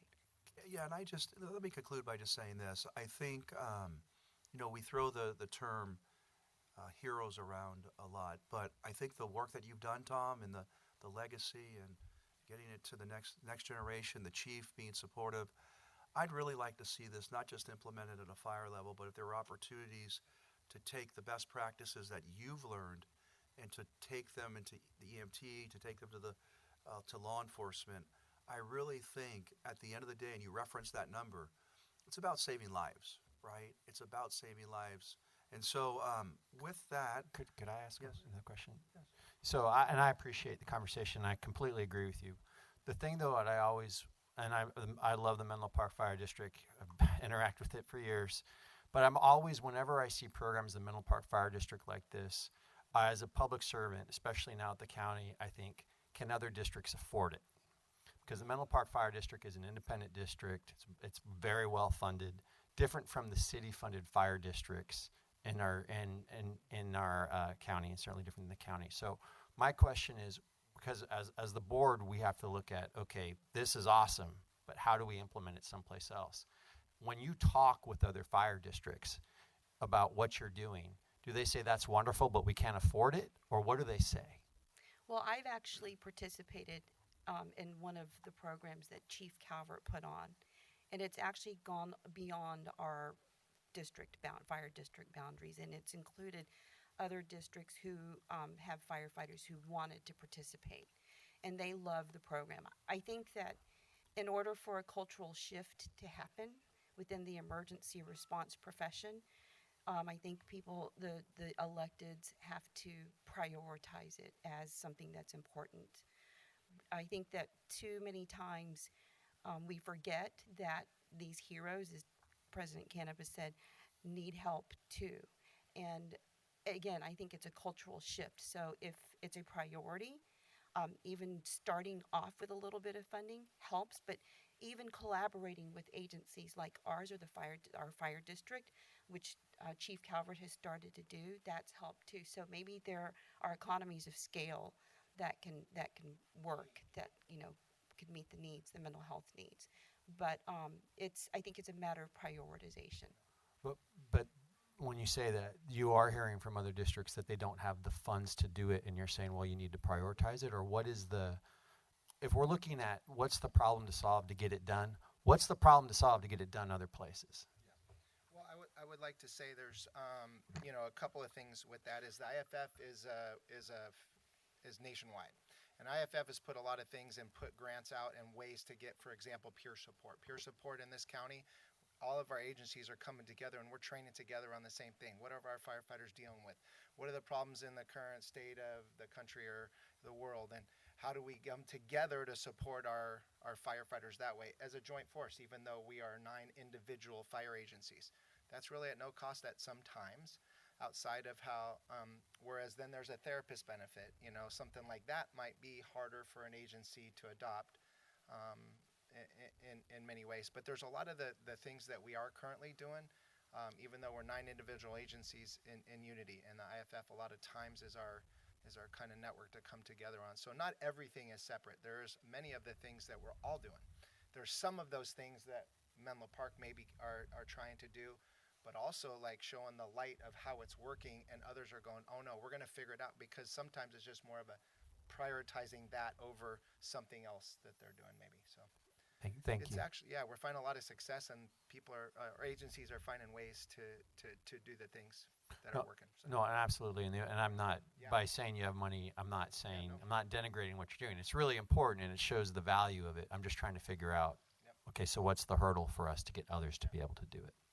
I'll also point out that there are some areas or counties, Washington has one where all the agencies got together and basically put together a wellness program that benefits all of them. So they're pooling their resources, and the services that are available to all the first responders in that area. And that seemed like a pretty good approach, for inclusion for everybody, is just bring it all together into one big program. Thank you. Yep. Supervisor Spear. Thank you, Mr. President. This is a great example where the county could be the entity that brings all of the fire departments together and provides services on some level. So, Mr. Callagay, I'd like to recommend that we have mental health within the county look at the services that are being provided in Menlo Park, to what extent they're being provided in other districts, and if not, how we can bring all those services together, and to your point, do what Washington State has done. I mean, it's a great way for the county to be the convener, that was the word I was looking for, the convener of this kind of an effort. And mental health would be in a perfect position to help in that regard. Supervisor Spear. Happy to involve BHRS in trying to pull that together. Supervisor Spear, you're exactly right. I think what we need to do is, I guess, Tom, you could provide us some of the information, but we really have to look at this at a county-wide level, collective level, and see what we can do. But that was, Supervisor Spear, thank you for that incredible idea. Through the county executive, we would look through, it would be BHRS. Can you explain that a little bit to us? We would work through the mental health department to help coordinate this or look at it, how it would be expanded throughout the county. That's really encouraging. With that, do we have public comment? Mr. President, I don't have any speaker cards from Chambers, so we'll go ahead and take comments from Zoom at this time. With 2 hands raised, those on Zoom can raise your hand to comment for item number 4, affirming the mental health and well-being of all first responders. With 2 hands, we'll start with Forensic Mama, followed by Martin Fox. Forensic Mama, please unmute and begin. Hi there. In listening to this presentation, I of course support well-being for first responders. However, this last portion that I just heard sounds like centralization and more of a globalist approach to once again putting everything under one centralized structure. I know that I've looked into the Form 990s for the Silicon Valley Community Foundation that has billions of dollars in funding. Where is that money? Can the districts who can't afford these services get donations from the public and from wealthy individuals to help provide this mental health instead of imposing more taxpayer dollars on it?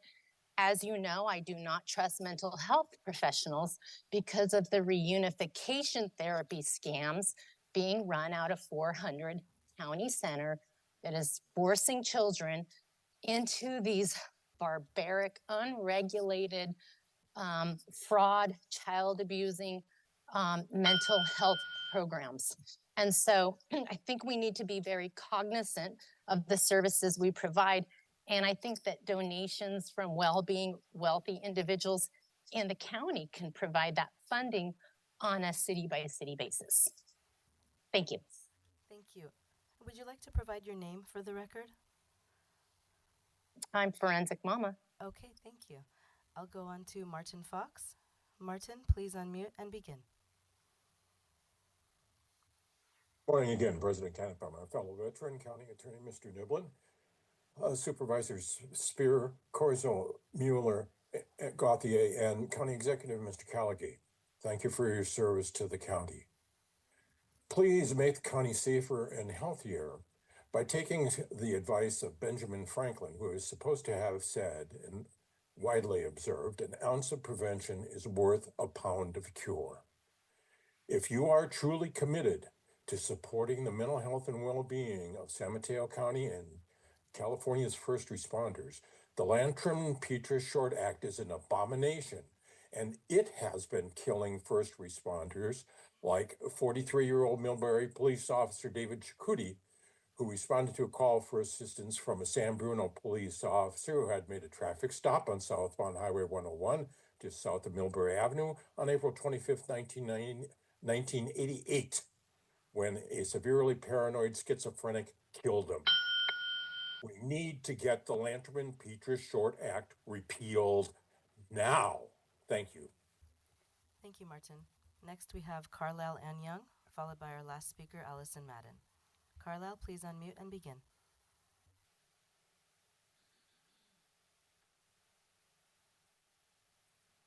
Thank you, Sherry. I really think it's great to have this program, and Menlo Park looks like they've made some big strides in creating it. So rather than each individual department reinventing the wheel, maybe they could pass on their platform or their plan that they've already enacted and let other departments copy it. Now, the Coast Side Fire Protection District uses CAL FIRE, so they may have their own. I don't know, but they do travel out of the area to go to other fires, and they come back and they've worked really hard. So I think it's important to have something. It would be great if you could get something countywide. Thank you very much. Thank you. And now our last speaker, Allison Madden. Allison, please unmute and begin. Unmute. Good morning. Thank you very much. I wasn't going to raise my hand until the MAGA Forensic Mama raised her hand, and I do think people should have to disclose who they are when they speak in public comments. County unification is nothing like globalization, so that's what made me raise my hand. I do happen to know this Menlo Park district. My sons, as Boy Scouts, did so many programs there, and it really is a leader and a model. And I really call out Commissioner Corrali there for being one of the people over the years that has led in this way. I also do think it's a matter of priorities, and I don't think anyone did say that other districts are saying they don't have the money. So you should really establish that factual basis. But the Mega Mama did have a good idea because the Silicon Valley Foundation she mentioned is influenced highly by tech oligarchs, including Mr. Andreessen. So maybe she can get him to donate. I think it's a great idea. Thank you. Lower hand. Thank you. No Supervisor further Spear. comments. Based on the comments by those who are remote, first of all, the Silicon Valley Community Foundation is funded mostly by what are called DAFs. Those are donor advised funds. And people, wealthy people, put their money at Silicon Valley Foundation in a DAF where it just sits. So there is, frankly, much less money that is available for general purposes in the community. Having just had my Brown Act training last night at First Five, correct me if I'm wrong, Mr. Niblin, but people during open public comments are not required to actually identify themselves by name. Supervisor, that's true. Thank you. All right. With all that said, Supervisor Gauchier, would you like to make a motion to adopt this resolution? Sure, I'd make a motion to adopt the resolution affirming the commitment of San Mateo County Board of Supervisors to the mental health and well-being of all first responders. And then I'd like to ask staff to look into the countywide model for fire mental health and public safety. I'll second. Great, I'll take the roll call vote. Supervisor Spear, Supervisor Corzo, Yes. Supervisor Mueller, Yes. Supervisor Gaucher, Yes. President Canepa. Yes. Motion passes. Thank you very, very much. Thank you. And thank you, Supervisor Gaucher. She represents part of the district, and we're here to help and support and advise if y'all need it. Thank Great. you Thank for you very making it much. a priority. Thank you. All right. The next item on the agenda is item 5, presentation report regarding urban areas security initiative program activities in San Mateo County from 2018 to present. This item comes to us at the request of Supervisor Mueller. Supervisor Mueller, please go ahead. Well, welcome back. Thank you. Thanks, sir. Have you a slide presentation for us? Absolutely, sir. And I believe Sherry's bringing that up. But really want to thank you members of the board for inviting me again, especially Supervisor Mueller. What I'd like to give you an overview are the Homeland Security Grant Program from 2018 to 2024. And I'm going to be as brief as I possibly can, but it's a lot of material. Next slide, please. And as we look at the grants themselves, the two grant funding streams that come into San Mateo County are through the Urban Area Security Initiative and the State Homeland Security Grant Program that comes through Cal OES. Next slide. The State Homeland Security Program, which goes to state, local, tribal, and territorial agency, is really designed to build and sustain and deliver capabilities that prevent, prepare for, protect against, and respond to acts of terrorism. So all these grants are basically focused on that terrorism threat. Next slide. And the same goes for the Urban Area Security Initiative. Now, the Homeland Security Grant Program for the county, the State Homeland Security Grant Program, it's really that grant funding is evaluated, reviewed, and approved through 5 folks. And it's a 5 group. They call them the Gang of 5. I hate that term, but that's what it's normally called.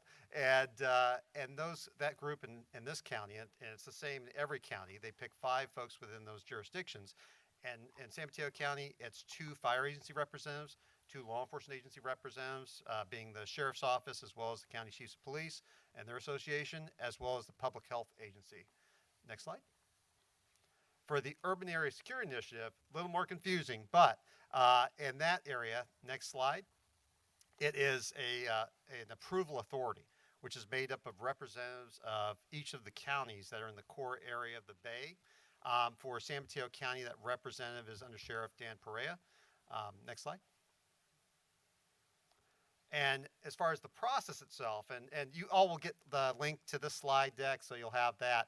But this is just an overview of how those proposals work and how that process works. A number of meetings are held with stakeholders throughout the year, basically developing the plan that ultimately goes to the approval authority recommended by the UWASI general manager and her team. And then that goes after approval. An allocation goes to the hubs. And in our area, it's a South Bay hub, East Bay hub, West Bay, and North Bay. San Mateo County is part of the West Bay hub. And there is also an allocation that goes to the 3 core cities within that hub, major cities. And that is how the money gets dispersed into San Mateo County from the Urban Area Security Initiative. Next slide.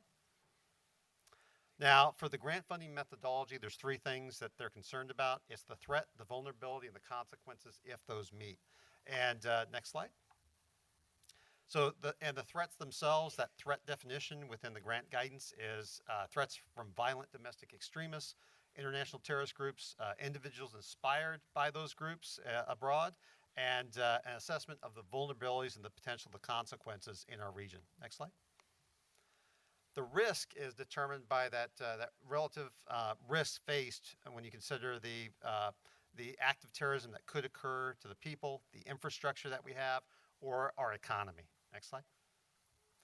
And this is the more complicated one, which you guys will have to study. There'll be a quiz afterwards. But this is actually the risk methodology that the scoring is for how funding is allocated.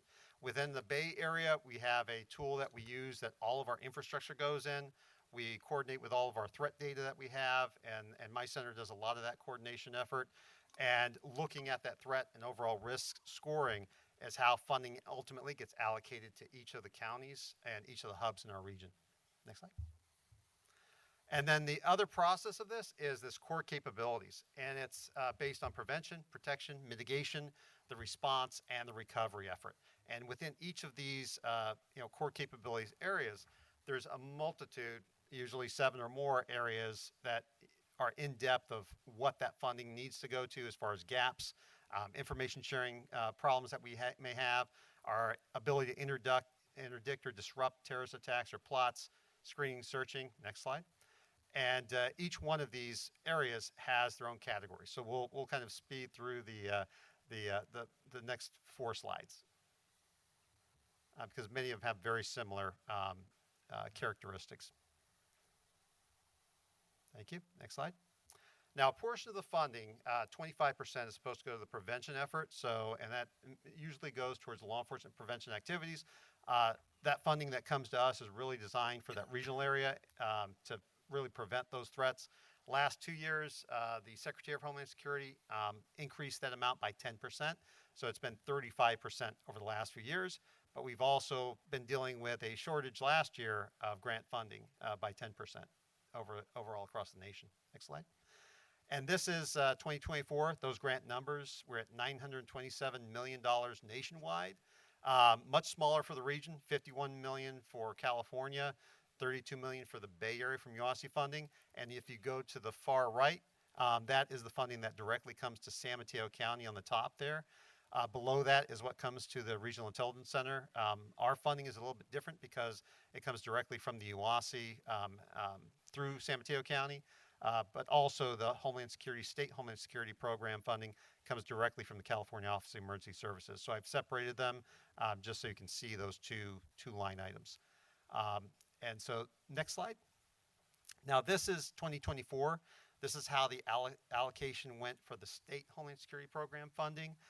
That is the funding that the group of 5 individuals review and then take applications from the region. So as you can see, this last year, that State Homeland Security Program funding went between emergency management and law enforcement. And next slide. And then for this is where it actually went to. So emergency management received the funding for emergency management exercise, as well as preparedness training for children and parents, $180,000. On the law enforcement side, it was equipment for a bomb robot, maintenance packages, and grant management. Next slide. This is that UASI breakdown as far as the funding that went to the region through the hubs. Emergency management, $200,000, fire, $200,000, law enforcement, $450,000, public health, $126,000. Next slide. Can I just ask a clarifying question? Absolutely. This is to the region. Yes. Okay. Actually, this is San Mateo County. This is the funding that went directly to San Mateo County. Okay. Mr. President, could you provide us with who got this money Yes, for actually each of these areas? For each of these areas, And what I it can went break for. it down for, but the emergency management portion went to AI software for rapid risk analysis, and that went to San Mateo County's emergency Can you management. go back to the former slide? Absolutely. So law enforcement got the lion's share of the money. So that's They did. local law enforcement agencies or the sheriff's office? It's a combination in many cases. So if you could just spell that all out for us. Yes, Who it's a got all that money? sorry, ma'am. It's a combination of funding that goes regionally, and all of the things that are procured are considered regional assets. So they may go to the South Fire, they may go to Central Fire, they may go to North County Fire. So when they procure something, it may be procured by the sheriff's office, or it may be procured by emergency management, but that allocation of whatever that is, except for a few exceptions, because there are some few exceptions in here, that go to a specific physical location. Has any of this money been used to buy surplus Defense Department material? No, ma'am.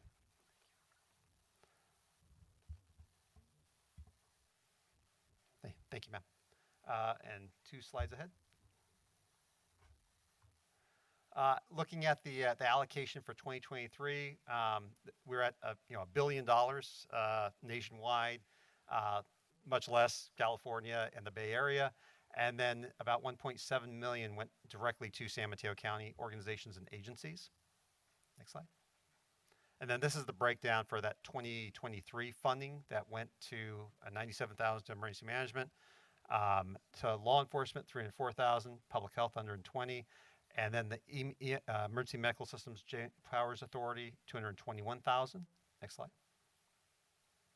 And then this is exactly what it went to. So San Mateo, the emergency management piece, went to Operation Area Strategic Development Plan, as well as a cybersecurity training exercise. And then 304,000 went to maintenance packages, emergency communication portable repeaters, bomb X-ray for the bomb squad, and grant management. So I believe that bomb squad one went directly to San Mateo County Sheriff's Office. The public health equipment, that went to the San Mateo County Public Health Agency, to the health response exercise that they did. And then the San Mateo County EMS JPA went to public safety infrastructure upgrades. And that was communication upgrades. Next slide. 2023 for UASI, fire took 75,000, law enforcement 673.66, public health $231,624. Next slide. And then this is one case where the equipment went to South San Francisco Fire District for security fencing, doors, and gates to protect some sensitive, equipment that was regional equipment. Next slide. And then for 2022 allocations, it was, again, same as the previous year, a little over $1 billion nationwide, a little less for San Mateo County, $1.6 million countywide. Next slide. And then in this case, emergency management was 79, fire 26,000, law enforcement 558, and public health 121,000. Next slide. And then so in this case, the emergency management equipment was deployable CRD systems. That was for FirstNet, for its basically cell tower deployment type equipment, radios and accessories. For the fire department was upgrading USAR equipment, that urban search and rescue equipment, hazmat team equipment, and open water resource rescue training, I should say. And then in this one, this is another case on the law enforcement side where the funding went directly to the forensics lab, which is within the sheriff's office, to upgrade the facilities and security for the new location, as well as grant management. And then public health was a terrorism response exercise and some personal protective equipment. Next slide. And then for the UASI grant side of it, fire was 231,000, law enforcement was 626,000. Next slide. And for the fire equipment, it was, again, hazmat, protective personnel equipment, regulatory upgrade, and USAR tools, urban search and rescue tools. And that was for one of the other fire districts to house at their locations. I believe it was North County at that time. Law enforcement equipment, radios, and personnel costs, and huge cost to upgrading the radio system, or the radios, handheld radios. Next slide. For 2021, again, we're about stable as the previous year on the grants, about $1.6 million. Next slide for the county. And then emergency management in 2021 had 82,569. Fire had 302,000. The law enforcement 330,000, and public health 120,000. Next slide. And again, deployable mini CRD systems, cellular radios and accessories, upgrade USAR equipment, law enforcement equipment, and public health mass casualty cybersecurity exercises were the use of those funds. Next slide. 2021, law enforcement was 721,000 and public health 143,000. Law enforcement had a countywide exercise, functional exercise, upgrades to the San Mateo County alert system, as well as web EOC and personnel costs. And then the public health had a mass casualty and cybersecurity exercises. And then a little more money back in 2020.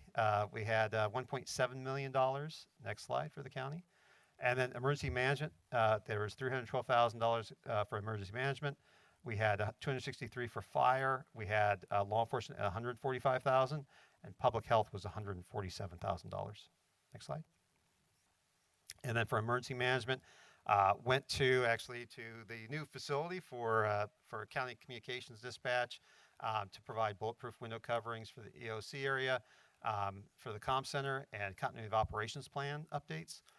We also had fire equipment, a mass spectrometer, and that's basically equipment to detect chemicals, dangerous chemicals, as well as radiation detectors, urban search and rescue cameras, and high-angle rescue equipment. For the law enforcement, it was special response clothing and personnel costs. And for public health, it was Earth Data Station communications device and bioterrorism response. And that's basically to be able to connect in case all machines and technology fails. Next slide. For 2020, emergency management for UASI, $115,000. ISD, County ISD received $138,000. Law enforcement was $552,000, and public health was $90,000. Next slide. The emergency management used their funding for an exercise and a test of their Zone Haven response plan. ISD did regional cybersecurity governance model contract. San Mateo County alert was updated by the sheriff's office and some personnel costs. And then public health bought medical supplies and a command trailer. And for 2019, actually was about the same. We can stop here. So unless my colleagues want to keep going, because this gives me an idea. It's very similar. It's very similar, and what it looks like is it's about $1 million a year for one, $1 million a year for the other. Is that pretty accurate? Pretty accurate. And the one thing, and it looks like the one thing when you go through them, there are some things that I think were kind of noticeable to me as they were called out within the potential to apply for grants, but I didn't really see much in the way of cyber terrorism applications from our county. Very few. And I've had discussions more recently about getting more cyber capabilities through the UASI. And the UASI is very interested in doing that. In fact, they want to fund throughout all the Bay Area counties that they cover a level of protection for cybersecurity. It is one of our biggest risks. We have adversaries right now. Part of my job is cybersecurity.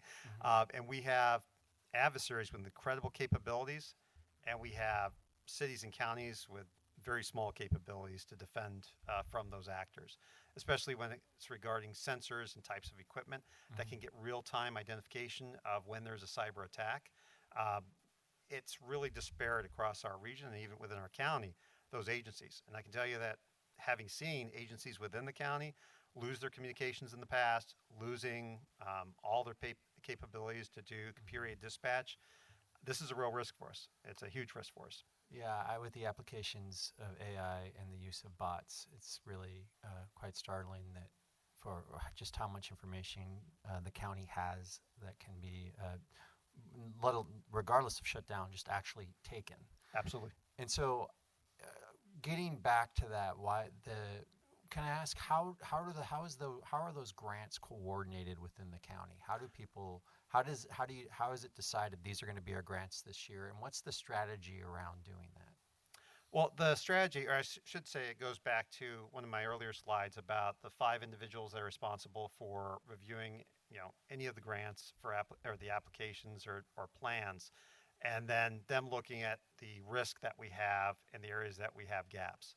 So that group is really the group representing everyone in this county for those grant applications that are approved, or those requests for funding, I should say. Can you bring that are that approved. slide back up for me? Absolutely. If you can go back, it's I think slide number 3.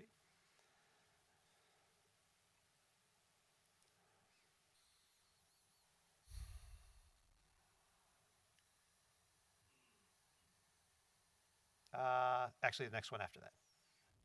There we go. So it's 2 fire agency representatives, and then 2 law enforcement, and 1 public health agency representative.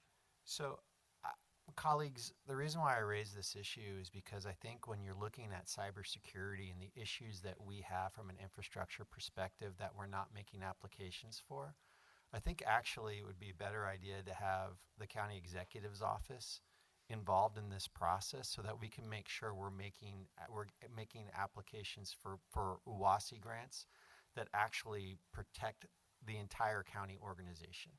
So I'd actually ask that we bring that back for consideration. Yeah. I couldn't agree with you more. I also get the impression, having just seen these slides, that it's on autopilot, that the same agencies ask for the same kinds of things, so we're not necessarily thinking out of the box. I was disappointed to see fire got so little. Maybe that would change now after the LA fires and this recognition that we're all at great risk. And then finally, what's your expectation of what is going to happen from the federal government this year? It's hard to speculate on kind of the federal government side. I mean, it's an interesting world that they're in right now. I know that the NOSA funding opportunity that came out for this year, it's being worked on, and that's kind of when you get the link. There's actually a link in each of those for those NOSA funding opportunities for every year, and those don't change a whole lot. But the only concerns I have is they do divert more funding to border security issues. Right now, Operation Stone Garden is one of the grant funding programs that is part of this, kind of triad of large funding streams between UASI, State Homeland Security Grant Program, and Operation Stone Garden. So if they make a change in those grant funds, that's going to reduce our funding to the region, especially if they're putting more in Operation Stone Garden or directing more funds. And that's most likely their best opportunity to move money and transfer it to the border, because it's really only for those border organizations and agencies. So I could see that potentially having an impact on us at the county level, where we would see reductions. And like I said, last year we had a 10% reduction, and that impacted everybody. That was a large amount of money to be impacted.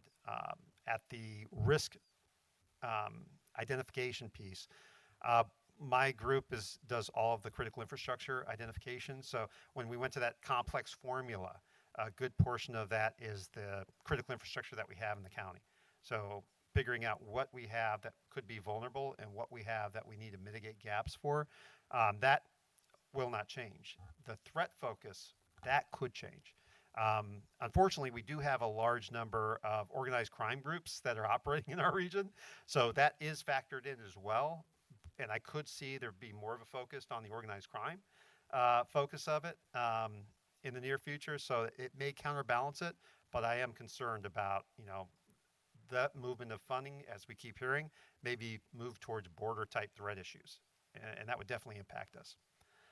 On the risk in the grant side of it, or I should say the threat side of it, the focus of the grants are terrorism, counterterrorism, response, recovery, and prevention type activities. So there is a section on cyber threats for that. And so that is why, we've worked hard over the last few years to try to build up some cyber capabilities, be able to help agencies throughout our region.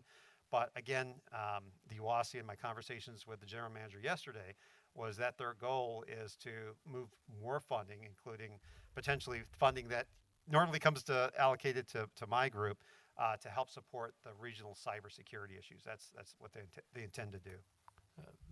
That's good to hear, seeing how little it's been funded. But I do agree with you, Supervisor Spear. I'm actually very concerned, having seen the Palisades fires play out, that we have educated terrorists or we are vulnerable. So I would actually make a motion or ask my colleagues if they would join me in asking the county executive's office to bring back an item for consideration with prospective approaches to include the county executive's office in this process. Making that a motion. I'll make that a second. motion. Yeah. Through the county council, the motion can be made, correct? Considering it, A motion can be made. This is from the scope of what was agendized. A motion's fine, and direction is also fine, actually. But if the board prefers it be in the form of a motion, that's acceptable. Yes, I think maybe providing direction would be where I would lean. But I did just want to ask a question regarding, you work with other counties, and so are you able to give us some insight into how often county governments are involved versus just working directly with law enforcement and fire? I'm trying to understand. I think these are all excellent points, but like what the coordination typically is between fire, between law enforcement, between our Department of Emergency Management, and how we are really having this like regional, this county approach that Supervisor Mueller mentioned. You can correct me if I'm wrong, but in the department in San Francisco, I know the Department of Emergency Management is involved in this process. Absolutely. Actually, Sheriff, if we could go to one of the slides that has the pictures of all the UASI Approval Authority members, because that probably lays it out best. You can see that there are emergency management executives. You can see that there are fire executives. You can see that there are law enforcement executives all working together. And those are the folks that we work with every day. I have, in fact, I have 300 plus task force personnel that work full time and 70 agencies. And it represents a multitude of agencies and disciplines all working together. That was kind of the focus of this Homeland Security Grant Program. That's why each county, in California and across the country, has 5 people, so that there's not just one entity that is kind of responsible for the coordination of the grants at the local level. They wanted to give this process down and the authority down to the lowest level possible between fire, emergency management, public health, in some cases emergency medical services, but those folks in those counties to say these are the people that represent us. And so this kind of chart gives you the names of those folks and the Bay Area and their roles and responsibilities within the organizations they work. So it is a broad spectrum of folks. It's a broad spectrum of people from different perspectives. And it's not just a law enforcement effort. It's a public safety, and it's a homeland security, hometown security effort with all of these folks working together to hash out where resources should go. And more importantly, the thing that I often provide to them is these are our threats and these are our vulnerabilities. So, and to my colleague, I would point out that both in San Jose and also in San Francisco, those are the departments of emergency management. So it's the reason why I point out to the county executive's offices, because that falls under the county executive's office. And perhaps when you come back with your proposals, Mike, we can consider whether you give it to the Department of Emergency Management. But I do know, having worked with San Francisco, the Department of Emergency Management is very involved, and obviously Mary Ellen's here on it. Yeah. If I may, through the chair, as the Director of Emergency Management for the county, I really have no insight currently into how the UASI grants are applied for or what's being applied for. That is a little unusual. I think that there's certainly grants that the county would be interested in applying for that we've not availed ourselves of. I did want to mention one thing, that there isn't, as far as the UASI and as far as that funding mechanism, it's very easy to include, the county executive as well as anyone on those calls. And those, that series of calls I showed in that one chart, that we have meetings all the time. So immediately, we can give you visibility as far as those and get you on those call calendars and get that, so you can see the regional process and how everything is working globally. They also have Urban Area Security Initiative Approval Authority has a meeting. It's usually the second Thursday of every month, unless it's off schedule, but usually Thursday every month. And normally we do it in Dublin. So if you like to join, I'll be there on Thursday. I believe it's March 12th. I would just like to point out that 7 of the 11 members of that entity are directors of emergency services. So I think we need to recognize that's where it belongs. Thank you for your presentation. Thank you. And as always, I'm here if you need anything. I appreciate it. Mr. President, would you like to take public comment at this time? Sure. Can we take some public comment on this item? Great. We don't have any speaker cards from chambers, so I'll go ahead and take comments from Zoom. We have 2 speakers, Forensic Mama, followed by Carlisle Ann Young. Forensic Mama, please unmute and begin. Thank you. What happens when members of local law enforcement are the ones engaged in domestic terrorism? Taxpayers don't want to fund their own abuse. We need an audit of all family court cases to show how members of local law enforcement are terrorizing parents in San Mateo County. I am not a MAGA mom. Thank you, Jackie Spear, for educating that abusive caller on the fact I do not have to give my name. I am a victim of a local child trafficking criminal cartel, and my kidnapped daughter is still being held captive away from me, specifically because of members of San Mateo County law enforcement who maliciously prosecute mothers who report domestic violence. We do, if your granddaughter, Jackie, and your son, David, were kidnapped, would you ever stop trying to get your children back? I don't think so. As a point of order, we have to do away with labels. I feel like that speaker has threatened my life by trying to falsely label me. That constitutes defamation of character. She doesn't know me and has never spoken to me. So she has engaged in an act of terrorism. I want to file a complaint with this as evidence. Thank you. Thank you. We'll now go to our next speaker, Carlisle Ann Young. Please unmute and begin. Hi, the speaker mentioned very quickly, because he went through a lot of slides, but he mentioned the one of the grants went towards the emergency evacuation AI plan that I guess DEM is working on. And being over on the coast where we really have a really bad traffic problem and a log jam, even with the tsunami false evacuation that we experienced recently. I'd like to know when that's coming out for being unveiled to the public and how long it's been already in the works, because I think they funded it 2 years ago. And I guess they're just working on it on a computer somewhere, but it hasn't been tested with humans. And we definitely have bad traffic over here, especially on weekends.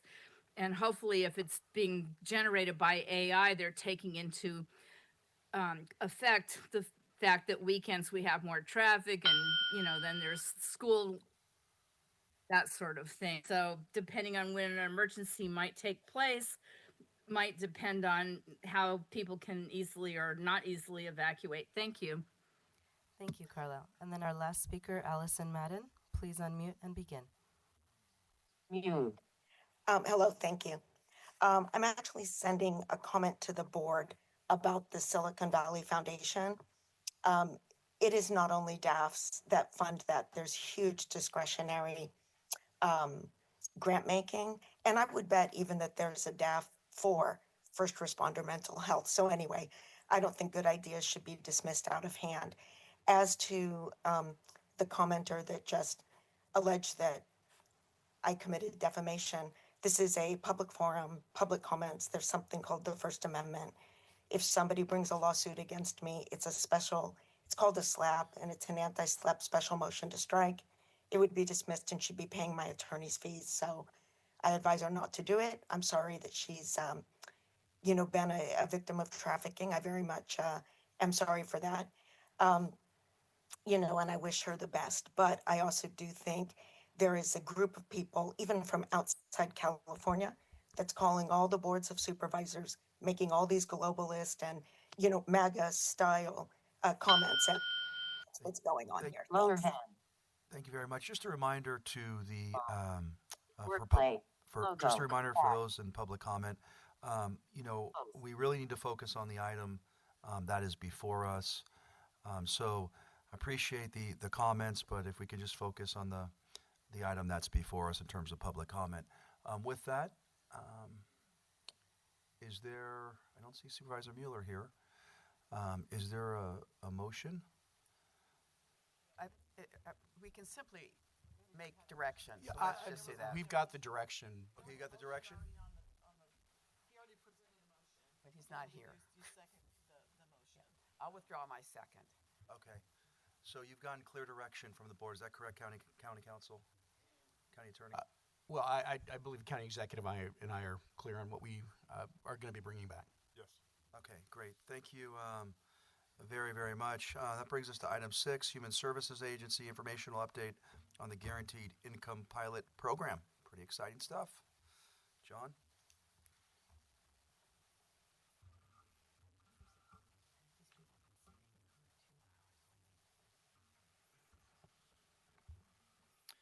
Good morning, President Canepa, honorable members of the board, County Executive Callaghy, Assistant County Executive Rodriguez, and County Attorney Niblin. Thank you for having us here today.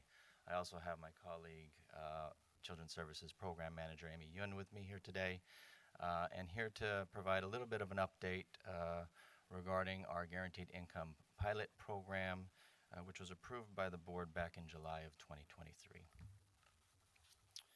So a bit of background, the GI pilot program administered by HSA provides unconditional, unrestricted monthly cash payments in the amount of $1,000 to current and former foster youth in San Mateo County, ages 18 up to 22.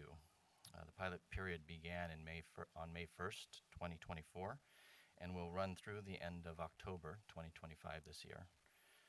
Although still too early to provide a comprehensive review of participant outcomes, today we'd like to provide an overview of the project status to date, describe the work of our project partners, and share several data elements captured through an initial baseline survey and a 6-month follow-up.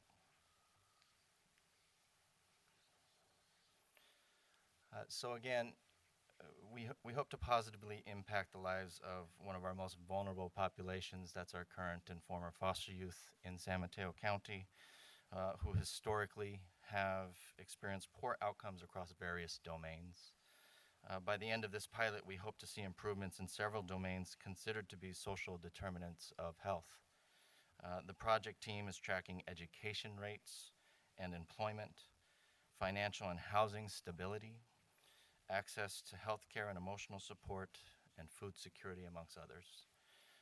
Amy will share a few highlights from the first 6 months of our study, and we certainly will provide a comprehensive report upon completion of the pilot project. So I'd like to welcome Amy to the mic.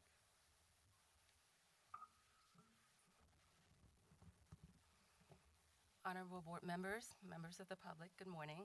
Like John said, my name is Amy Yoon. I am the Children and Family Services Program Manager that oversees this Guaranteed Income Pilot Project. Thank you for having me. So in October 2023, Children and Family Services launched 3 open and competitive requests for proposal to find key partners for this pilot program. This led to service agreements with U.S. Bank, MyPath, and the Human Services Research Institute. U.S. Bank was chosen to manage the payment distribution platform, and they're responsible for setting up and overseeing a prepaid debit card program. This is how our young people are accessing their funds. In the following slides, I will provide more detailed information about the other 2 selected providers, MyPath and Human Services Research Institute, also known as HSRI. Current and former San Mateo County foster youth who were between the ages of 18 and 21, starting on January 1st, 2024, were eligible to enroll in the pilot program. In May 2024, there were 46 participants enrolled in the initial cohort. These 46 participants will receive the total 18 months of payment benefits. Meanwhile, the youth who turn 18 years old while in care and any new eligible youth who enter care are enrolled on a rolling basis. The initial cohort is being studied separately from those who were enrolled later. To date, we have 55 participants enrolled in the pilot program, and we anticipate 7 more will enroll before the pilot program ends. As mentioned earlier, there are 3 providers selected to be partners in this pilot program. MyPath was identified and selected as the provider to provide benefits counseling and financial mentoring services to program participants. The purpose of benefits counseling is to advise and guide program participants on the impact of receiving GI payment and how those payments may or may not impact the other public benefits they receive, as well as help the participant understand and weigh the cost benefits of program participation. MyPath also provides optional financial mentoring to the participants to assist them in establishing financial goals and financial action plans to achieve those goals. Thus far, MyPath has held 10 in-person and virtual orientations serving all 55 enrolled participants. 6 participants have actively enrolled in the Voluntary Financial Mentorship Program, and 1 participant successfully graduated from the Financial Mentoring Program. Financial mentorship priority areas that program participants have shown interest in includes building credit, savings, money management, debt management, and review of financial products. MyPath continues to make efforts to engage participants in the financial mentorship component, as our young people have demonstrated a genuine interest to improve their financial literacy. To date, a total of 150 hours of benefits counseling have been provided to the GI program participants. One unique and particular strength that MyPath was able to leverage was utilizing existing networks of supports within Children and Family Services to better support our participants. This included engaging social workers and support staff to address the challenges of participant engagement and follow-through. Another great strength MyPath demonstrates is their ability to empower engaged participants through personalized financial mentorship using innovative digital tools and comprehensive support services. MyPath has a dedicated team that will walk alongside the participants to support them in their financial journey, which is imperative when working with young adults who are new to a service like financial mentoring. While MyPath has had many successes, there have been some challenges, such as incomplete paperwork by participants on the front end, which then creates unnecessary enrollment delays. Overall, enrollment into optional financial mentoring services has been low. Our third and final provider is the Human Services Research Institute, also known as HSRI. HSRI was selected as the provider to conduct the evaluation study in order to gather data and evaluate and assess the key areas being studied. HSRI developed a survey for participants to complete prior to receiving their first GI payment, and again at 6 months, 12 months, 18 months, and 30 months after the initial payment. In addition, the study will also include interviews with program participants. Important to note is that HSRI aligned research methods and approach with the Urban Institute, who is currently leading the statewide GI pilot project evaluation. Baseline surveys have already been demonstrated greater food security, greater financial stability, and an overall increase in well-being amongst participants. HSRI reported their preliminary findings from program participants who completed the survey at both baseline and 6 months. The analysis revealed that 77% completed the initial baseline survey and 44% completed the 6 months survey. Specific to food security, what we have been able to learn thus far between the baseline and the 6-month survey is that there has been a significant improvement in these young people's ability to access food and significant decrease in the stress and worry about not having money to eat. For example, at baseline, 53% of respondents were worried about running out of food before having money to buy more food. At the 6-month survey, we saw a 12% decrease in this worry. While this is great and a significant improvement, this data confirms that young people struggle and worry about food security.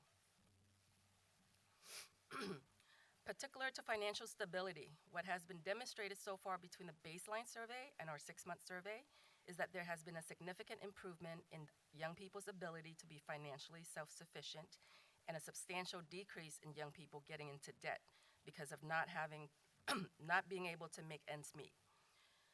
For example, at baseline, 14% of respondents reported being in debt, and at 6 months, none of the respondents reported being in debt.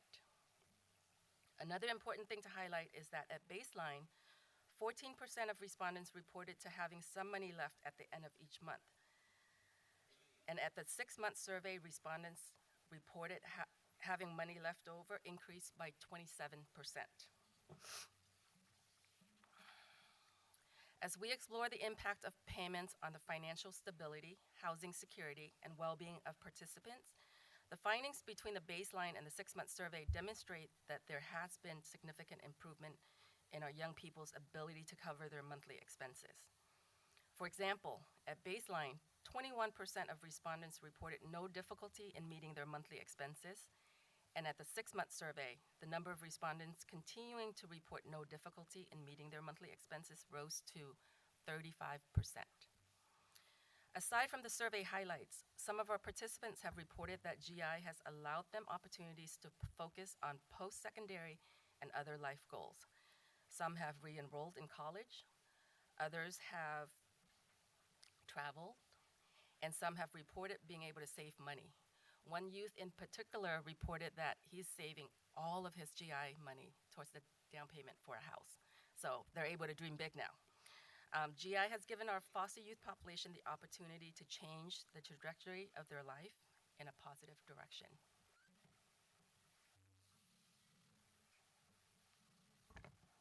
Thank you, Amy. So where do we go from here? We're about at the 9-month mark of an 18-month study. So we have much work to do.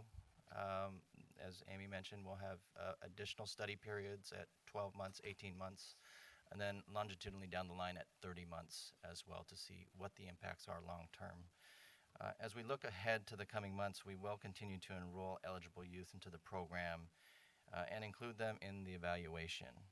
We plan to continue outreach efforts to drive up engagement in optional financial mentorship programs and increase survey response rates, all hands on deck with my staff internally to get folks to the extent possible to fill out these surveys. The 12-month and 18-month survey will be distributed by HSRI, but again, our internal staff will support that process. The Human Services Research Institute will also be conducting interviews with the participants and the program administrators to include in the final evaluation report. So by the end of fall, we will begin ramping down this program. The last payment will be dispersed in October of this year, 2025. We anticipate receiving the final report by HSRI by January 31st in the new year, 2026. And we will be sure to continue to provide updates as we learn more about the impact of this pilot program on the foster youth of San Mateo County. So again, and as always, we do appreciate your continued support of our foster youth in San Mateo County, and certainly of this pilot project that we're about halfway through now. So thank you. Great. Thank you for your important work, and thank you, Amy, for the data. There was a lot of data there, so thank you. Are there any questions? Vice President Corzo. Thank you. I had a question about, I think you mentioned that there will still be youth onboarded. But so even if they're onboarded, the payments would still end in November for everyone, or how would that work? Yes, that is correct. Our total pilot period is only 18 months, and it doesn't roll for each participant. It ends at the end of the 18-month period. So those that are enrolled later on, they get a shorter payment. And do we know how many people that are currently enrolled won't get the full 18 months? Or the year? I'm sorry, I can't remember right now. I can tell you that we started out at 46, and we're right now at 55. We anticipate 7 more. So the 46 that initially enrolled are the only ones getting the full 18 months. Everyone else are getting smaller amounts. Supervisor Corzo, I can add that one of the goals of this pilot project was to bridge to Assembly Bill 525. That would have increased the supplemental amount to our non-minor dependent youth in foster care, 18 to 21, to a rate on par with what we were offering through this guaranteed income pilot. That was taken off out of budget at May revise of last year and replaced with a new foster care rate structure which in essence will do the same. But it will be delayed until October, July of 2027. So following conclusion and ramping down this pilot, we intend to see how we can bridge the gap to continue a certain level of support for our young people in San Mateo County, understanding that the self-sufficiency gap in San Mateo County is quite immense, especially for these young people. Thank you. And did we, this might be a question for Justin or I'm not sure who, maybe you all know, but did we budget, how many youth did we budget for this program? The initial proposal included a budget for 70 individuals. So we're going to be under that by our projections to date. Okay, and it has to end in November because of the cost to run the program through HSRI, I believe?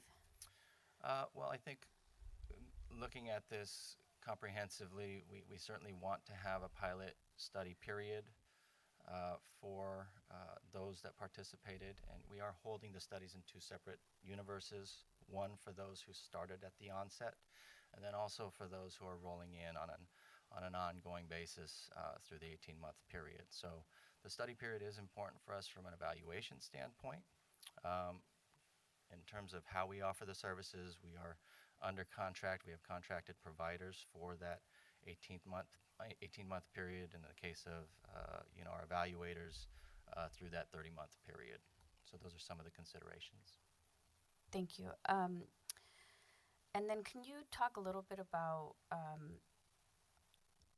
what are challenges that you may have seen more recently with the change in administration and immigration status, and I believe some foster youth can be in limbo while they're sorting through their status. Yeah, it's been a challenge across all spaces for our young people. They are no exception. As young people come into our foster care system, they do have the opportunity, and we facilitate the process for special immigrant juvenile status. 3 of the 4 individuals who were undocumented at the onset of this pilot project have received their Social Security numbers and are now engaged in the program. So my staff, Amy, who leads it, work pretty tirelessly to ensure that their needs are met. Still too early to kind of understand all of the ramifications under the new federal policies and some of the activities that have been happening nationwide as to what that impact will be on our local foster youth population.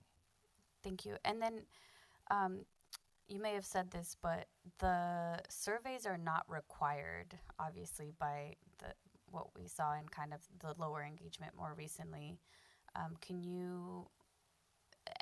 Can they be required? We're going to do our best to try to make that be the case. The philosophically, in terms of how we built our guaranteed income pilot, there certainly requires a level of self-determination. Did not require or have a whole lot of mandates for this program other than meeting the eligibility requirements and participating in an initial orientation to the program. That said, we do intend, like I said, to kind of enforce all of our social work staff who meet with these young people generally on a monthly basis, for those who have aged out, outreach to our providers who are providing aftercare for these young people, to connect and make the bridge to our evaluators to increase our response rates. But we're going to up our communication plan for this next 12-month survey. Thank you. I worked with foster youth right when I got out of college, and it can be really challenging to get them to engage in things they don't want to engage in, honestly. But it's not impossible, and I think this is something that is greatly beneficial to them. I would be interested in exploring how we can continue. I know I'd be interested in a conversation around, for the young people that rolled in after the initial start date, could we allow them to get the full 18 months? Because if we budgeted for 70 youth and we have less than that, there are still money available in this budget, and maybe we don't get to the full 70, but it can offset or pay for the cost of continuing with HSRI and the other pieces that cost money but are part of running the program. So that's kind of my interest, and I have more to say, but I'll share that for comments. Thank you. Supervisor Spear? Thank you, Mr. President. I'm wondering, since only one participant actually graduated from the financial mentorship program, it was optional, but if we incentivize them to participate in the financial mentorship program, that would be to their benefit long term. So could we take some of that extra money and use it to give them, an extra stipend for having participated and completing it would be my first question. The second one has to do with the actual survey, because it appears that it keeps dropping and that only 14% actually or 15% participated in both the baseline and the 6 months. So we're down to a smaller universe of participants. Again, can we incentivize them to participate in the survey as well? Supervisor Spear, we do have incentives that HSRI has built in. And what are they? Are they financial? Yes. So every participant that completes a survey, initially at baseline, they get $25. In addition, their name gets entered for a larger drawing of, I believe, either $75 or $100.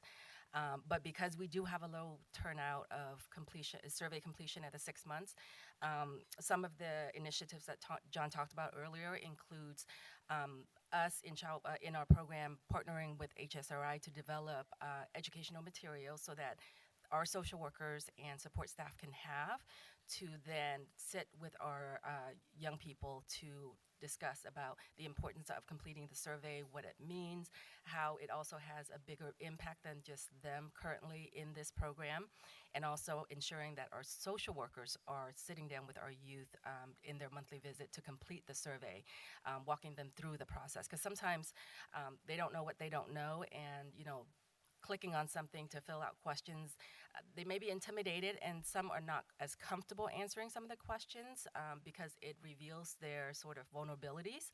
And so I think having their social worker there to support them through the completion of the survey will significantly impact the 12-month survey completion rate. The debit card they receive, it is a debit card, is it not? It is a debit card, and it is also kind of like a Visa, so they can use it or they can transfer the funds into their checking account.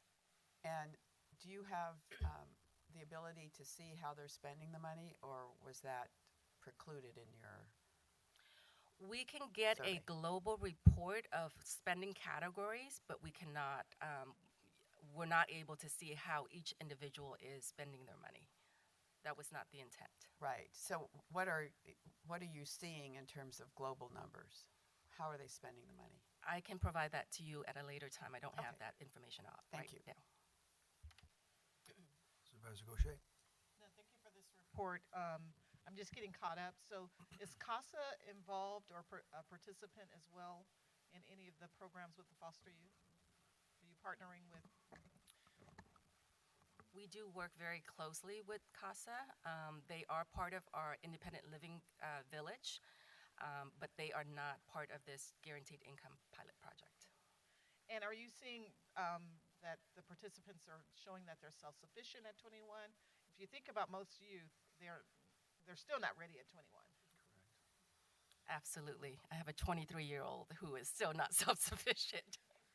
So then what happens in the aftercare, or what are the programs that are in place to help those who are not ready by 21? So currently within our independent living program, we do have staff that supports housing needs. So within our IOP program, we have a housing navigator that's specifically dedicated to all housing resources so that, we can walk our youth through how to maximize the different housing resources in county.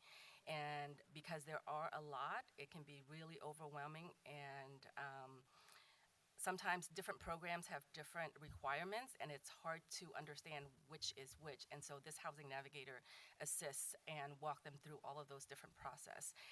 In addition, we also have contracts with partner providers that provides aftercare services in addition to our Transitional Housing Plus program.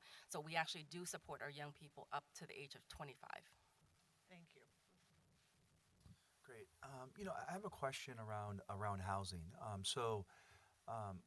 Tell me a little bit. I know that, so for example, in Midway Village, we provide spaces for foster youth to live. Of the people that are in this program, how many are receiving housing from the county? We actually have 12 studio units that were brand new, that were dedicated to our transitional age youth. And so we have successfully placed 12 young people in those new units. Yeah, and I think the one, the theme that, I was really struck by within your presentation, and I think they're all interrelated, right? This isn't new to many of us, is just this issue of housing connected with food insecurity. And I think the one thing that I took away from this, and there are many things I took away, but is really, when you're that age, it's extraordinarily difficult, whether you have limited resources or no resources whatsoever. Both Supervisor Corzo and I sit on a subcommittee.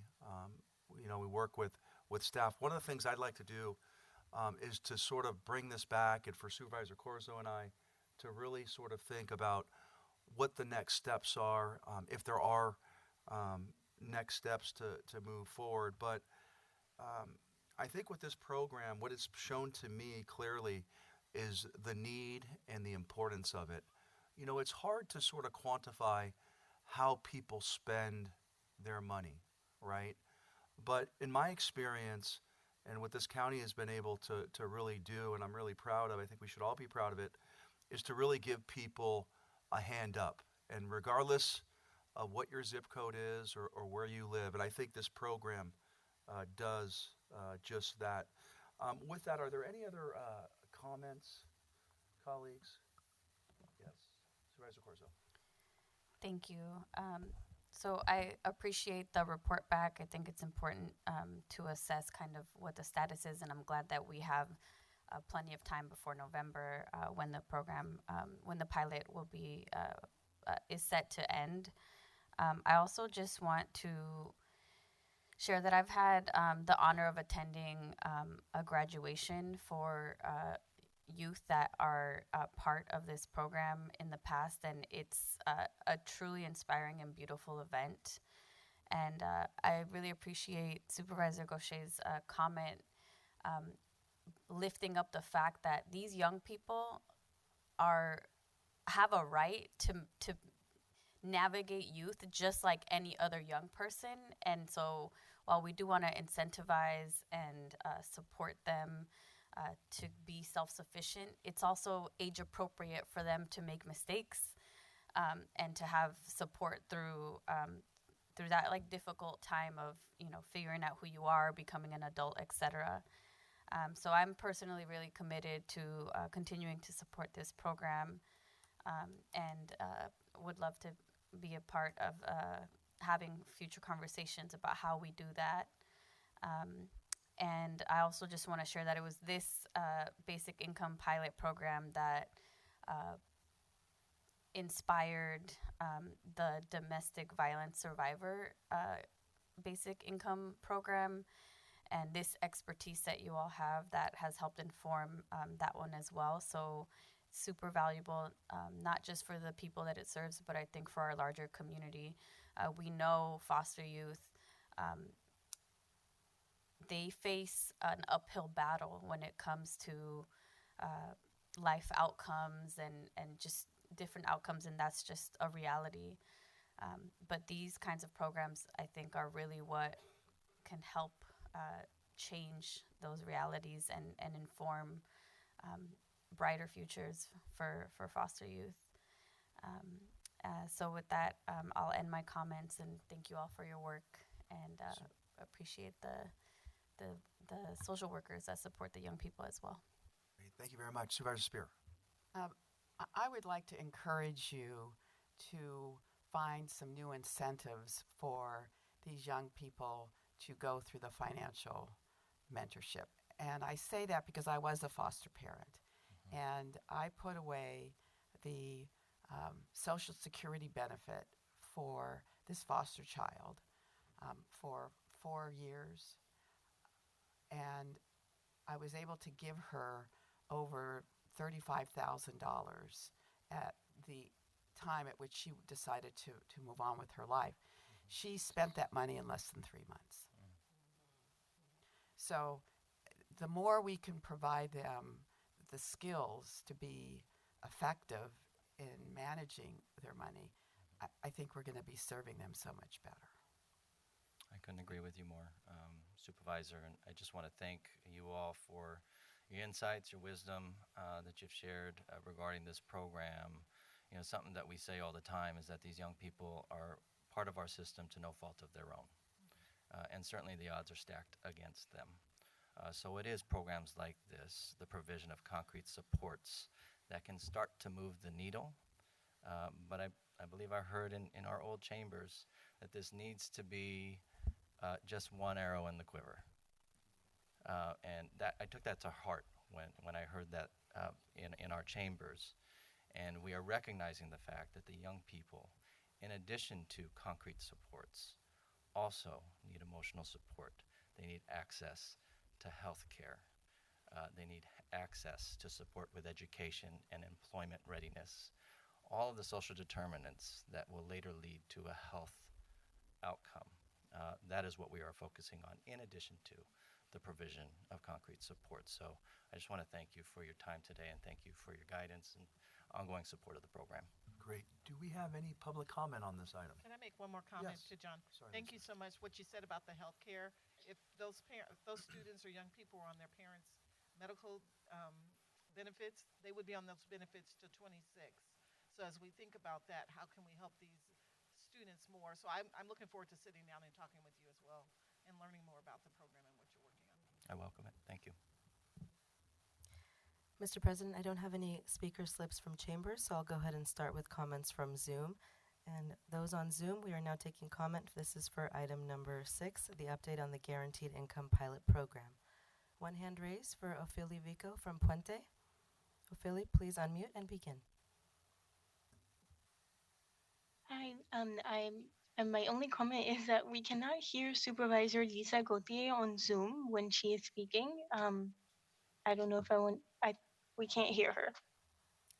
Thank you for flagging that. Yeah, we're having some technical issues with some of our audio here. Was that the end of your comment? Oh, I think she muted. Yes. Okay, thank you so much. Great. Thank you so much. Are there any final comments from the board members? Yes. Yeah, I just wanted to say I do agree with trying to find some incentives, and maybe that can be part of what we discuss in our next subcommittee meeting. And I also was reminded right now of a program that I personally went through through this organization called WANDA that was actually a savings matching program. So for every dollar saved, you would be given 2, and so you could save $2,000, and you would end up with $6,000, and you were actually required to do financial education classes around home ownership, just different kind of empowerment and education workshops that were very valuable, and personally that was kind of life-changing for me. And so this is an amazing pilot, but I and obviously support continuing it, but maybe there are other pilots that we can explore as well that have a different approach. Thank you. Great. Thank you very much. Thank you, Director Cunningham, for being with us today, head of HSA. We'll now move to item 7, which is to adopt a resolution to adopt a plan entitled "Get There Together: An Action Plan for Transportation Choices in Half Moon Bay and the Mid Coast." This item comes to us from the Planning Department. Mr. Monowitz. Good morning, President Canepa, honorable supervisors, Mr. Callaghy, Ms. Rodriguez, Mr. Niblin. I'm pleased to introduce Senior Transportation Planner Chanda Singh, who will be presenting this item.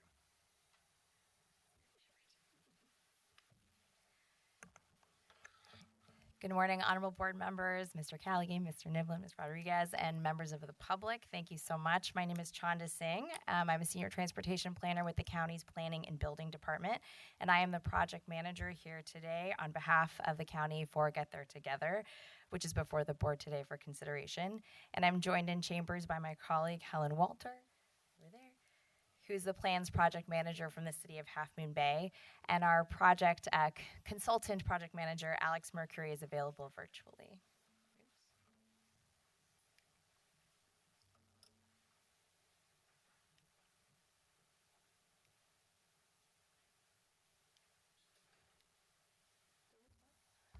There we go. Just very slow. Okay. So, just for a little bit of background, developing Get There Together was a joint effort between the city of Half Moon Bay and the county to prepare a transportation demand management plan for the city and the unincorporated Mid-Coast, which includes the communities of Montera, Moss Beach, Princeton, El Granada, and Miramar.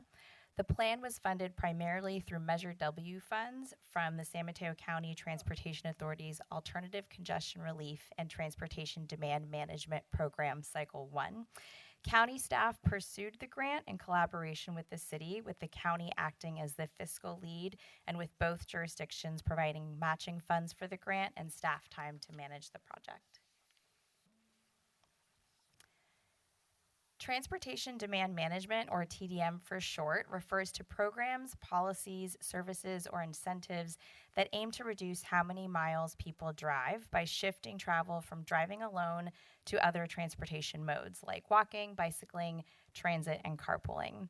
Some examples include transportation services that fill a gap in an existing option, like a new van pool or carpool program, parking management strategies like wayfinding or technology to help better manage parking occupancy, financial incentives like providing subsidized transit passes, and informational programs like information on how to take a trip via transit.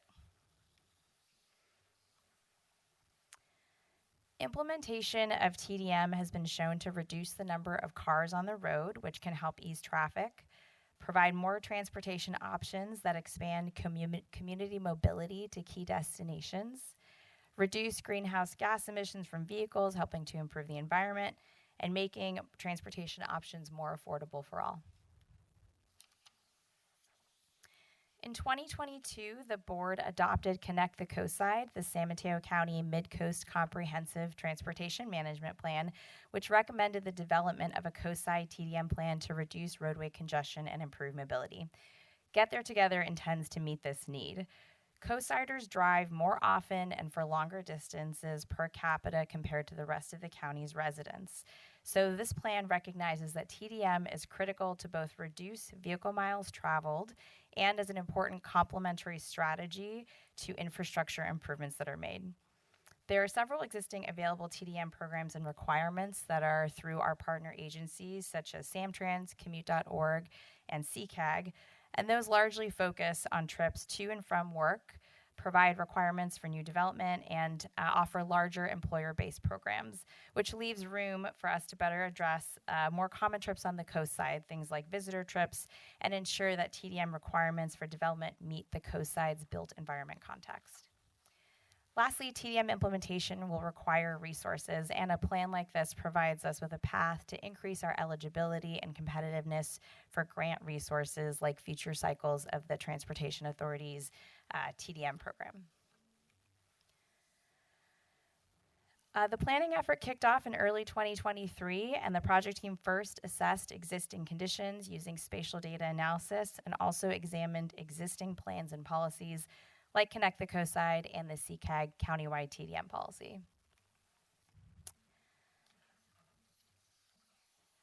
Next, the project team researched best practices from other communities that have a similar geography, density, and tourism draw like the coastside, and paired those findings with existing conditions analysis to identify opportunities and gaps. Some of the opportunities we identified included targeted promotion of carpooling and ride sharing, establishing parking benefits districts, and parking management. Stakeholders were engaged throughout the plan, but primarily at 3 junctures. First, to affirm the challenges that we identified during our existing conditions analysis. Next, to gather feedback on the plan's draft strategies. And lastly, to gather feedback on the full draft plan.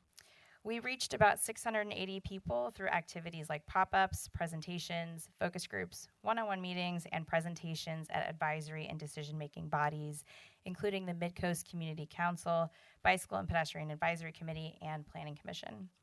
During our outreach, we heard about challenges accessing public transit and reaching destinations outside of the coast side, that existing TDM programs and incentives were not very well known, and broader issues like poor cellular service can impact people's ability to use available transportation like private rideshare services like Lyft or Uber. Developing the plan also involved extensive engagement with regional partners and agencies, many of which are already engaged in TDM implementation, some of which are listed on the screen. So we held a series of stakeholder and one-on-one meetings with these partners representing about 15 agencies to ensure that the plan's recommendations are aligned with and capitalize on existing or future programs. So the resulting final draft of Get There Together is comprehensive, actionable, and builds on previous efforts. Changing travel behavior cannot be achieved by any single solution. Accordingly, the plan recommends a coordinated and holistic package of mutually supportive strategies. They are organized into 3 buckets: transportation options, which recommends additions, modifications, or expansion of services; programs and incentives, things that incentivize non-driving options; and management and regulations, which will support overall TDM success. Each strategy listed here has detailed tactics and actions in the plan to help better guide implementation. The plan also includes an implementation roadmap, which takes into account what available resources that our jurisdiction might have, things like external funding or additional staff, and recommends steps accordingly. The final draft plan was developed iteratively with multiple stages of review to refine its recommendations, including a preliminary draft for the project team for county and city staff, an administrative draft that was then reviewed by our agency partners, and then finally a public draft plan with a public review and comment period, and then finally the final draft plan, which incorporates that feedback. Staff analyzed Get There Together for consistency with the general plan and local coastal program and has concluded that it is consistent with both.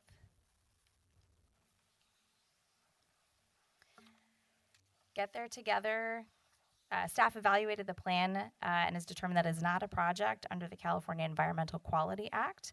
So determination of CEQA applicability will be reviewed as recommendations are brought forth for implementation. At its January 22nd meeting, the San Mateo County Planning Commission unanimously recommended that the board find the plan consistent with the general plan and the local coastal program, and recommended that the board adopt a resolution to adopt the plan. So the staff recommendation is that the board adopt a resolution to adopt Get There Together, an action plan for transportation choices in Half Moon Bay and the Mid-Coast. And thank you. I'm happy to answer any questions that you have. Are there any questions? Supervisor Mueller. I actually don't have any questions, just have comments at the end, so thank you. Supervisor Corso, Vice President. Thank you. I was wondering if there are any goals here regarding increasing SamTrans frequency on the coast, or if that's part of the plan at all. There is a strategy that's generally about improving public transit services on the coast side, and Samtrans staff was part of our implementation agency partner group. So we've had some extensive conversations with them about what that might take, and so something that we've learned is that part of it is just resource availability. So we learned that, for example, to expand the Ride Plus service by another 2 hours, it would probably be about $1.5 million annually. So there's some, the plan doesn't recommend specific service changes because that's really was the role of Reimagine Samtrans, which was their own planning effort that they're currently rolling out. But they're absolutely open to continue discussions with us around what service modifications might better support the types of travel that are needed on the coast side. And specifically with Ride Plus, they're making they're collecting a lot of data, they're doing a lot of analysis. It's still fairly new service. Thank you. And then, do you know if there are other funding sources available for supporting this plan and this work? Yes. So the plan does include sort of like a laundry list of potential options. I think the one that we've gone for certainly for this plan and we think will be the most competitive with is the County Transportation Authority's Alternative Congestion Relief and Transportation Demand Management Program. TDM services can be incorporated into other grant programs as well that have like a non-infrastructure component. So for example, the plan includes a recommendation around expanding safe routes to school and sort of the capacity around that program, which is focused on how kids walk and bike to school. And there are dedicated sources of funding through the state for safe routes to school that we could more incorporate TDM into. Amazing. And what was this original TDM grant?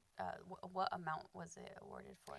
It was $100,000 for the city of Half Moon Bay, $100,000 for us. Each jurisdiction provided a $10,000 match. So the overall budget that we had for this planning effort was $220,000 with our shared resources. Amazing. Thank you. Those are my questions, but I did just want to add that as part of my role on the Transit Authority, we had discussions and actually decided to up the total TDM, ACR TDM grant amount, and there's going to be another round opening up in June, and that will be available for any jurisdiction. And so I just want to make sure that that's on the radar for everyone, as well as our board members. I think that program actually has been undersubscribed for many years, and so as a strategy to see if we can increase enrollment and applications, we're taking that approach, and I think it's one that can really go a long way in helping all of our districts and our community address how to improve transit. Thank you. Yeah. Thank you. Great. Are there any other questions? I have a question. I sit as the MTC commissioner representing San Mateo County, and there's really been extraordinary challenges to transit, right? And so, in terms of, how you model this, I do think Ride Plus, I sit on the Samtrans board with Supervisor Spear, has been an effective model in terms of getting people with smaller buses. Have you guys lent any thought to, what funding may look like to fund these programs? Because it can be pretty challenging. I'm just curious from a staff perspective how you look at this, and then how do you plan? It's a great question. You tell me. No, I've done a lot of thinking about it. I think that there's, so much that goes into applying for a grant, managing it, and then continuing a program. And I think a lot of the grant resources that are out there are largely focused on funding something new, a pilot, which then the local jurisdiction has to figure out how to maintain and grow. And so I think we certainly want to leverage the resources that are out there right now to sort of start building out effective programs that we then become victims of our own success, that are really oversubscribed, hopefully, that we could then, really show that they're working and think about where those resources might come from. I mean, I think that in many cases it's always going to be a consideration of the public good, reallocation, what that looks like. But for the moment, we're really looking at this ACR TDM program, how we could leverage other programs of the Transportation Authority, what sources MTC might have available through, OBAG. Usually, yeah. And we're really cognizant that whatever we implement, we want to be really thoughtful about what that program looks like so we can evaluate it, show its success, make the case for future investments, and maintain it. I think that's our critical. People start relying on services and then they sometimes disappear, and I think we're trying not to do that. I think isn't OBAG Cycle 4 is coming up too, correct? Yes. Yeah. I don't know whether this type of. I'll have to look at the program if you can- guidelines, if you but I could think tell it's me, I'd be- mostly infrastructure. I'd be but- curious. Thank you, Yeah. okay? Thank you. Do we have any public comment? I know we have a lot. Yes, Mr. President, we did receive one speaker slip from Chambers, and then we'll go to Zoom. So Christopher Cow.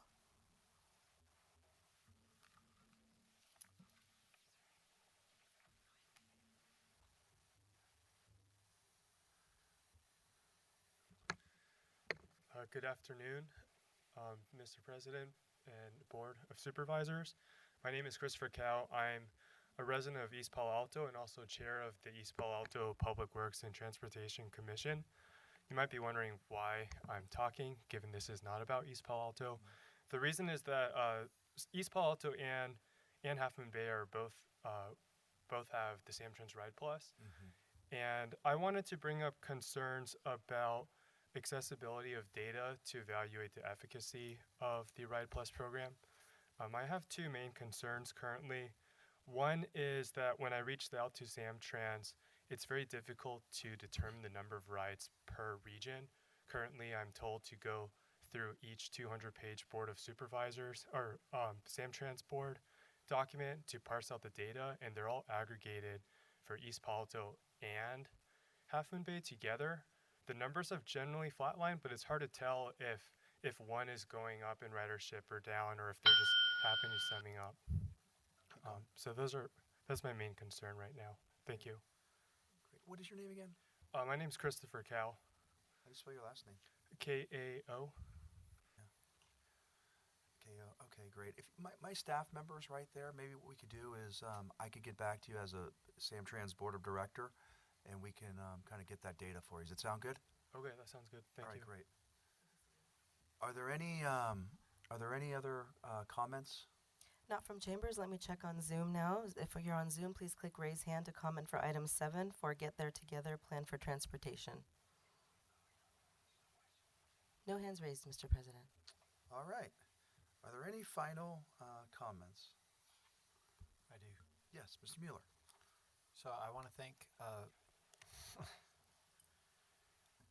you for your good work, and it's a great. Excuse me, I gotta swallow the microphone. I want to thank you for your good work, and it's a great example of interagency cooperation. And yesterday, we were just checking all the boxes, calling all the agencies, all the different organizations, making sure they'd seen it and had feedback. The only thing that my only one comment is that Chapter 5 is a little light in implementation. And it doesn't say what the quick wins are, and it says we'll start to do them. So I'm really looking forward to working with you all to start the implementation phase and start. I think the meat of this is going to be it's a wonderful document. I want to start proving it to the coast that it means what it says. And so I can't wait to partner with you on that. And I think also transparency with folks, telling people what those projects are that you're applying for funding for in real time is going to go a long way, even if we don't get it, to let them know we're trying. I think it's going to matter a lot. So thank you for this work. If you've ever been out, I mean, obviously you are. It's unbelievable at peak hours what one looks like right now. So thank you very much. Thank you. Supervisor Mueller, would you like to adopt the resolution? Yeah, I'll go ahead and move the resolution forward. Second. I'll take the call, roll please. call. Supervisor Spear? Supervisor Corzo? Yes. Supervisor Mueller? Yes. Supervisor Gaucher? Yes. President Canepa? Yes. Motion passes. Okay, we'll now move to item 8, a resolution authorizing a grant of Measure K funds not to exceed $34,362.50 to El Concilio of San Mateo County. This is brought to us by Supervisor Corso. Thank you. Appreciate us taking a look at this today. I'm honored to be bringing this item forward to support El Concilio of San Mateo County in filling a gap in our county's climate resilience readiness. El Concilio will train 10 to 12 promotoras or promotores or community leaders to become climate leaders in their community. San Mateo, and especially North Central San Mateo, deserves to have the same resiliency in the face of our changing climate as other communities across our county.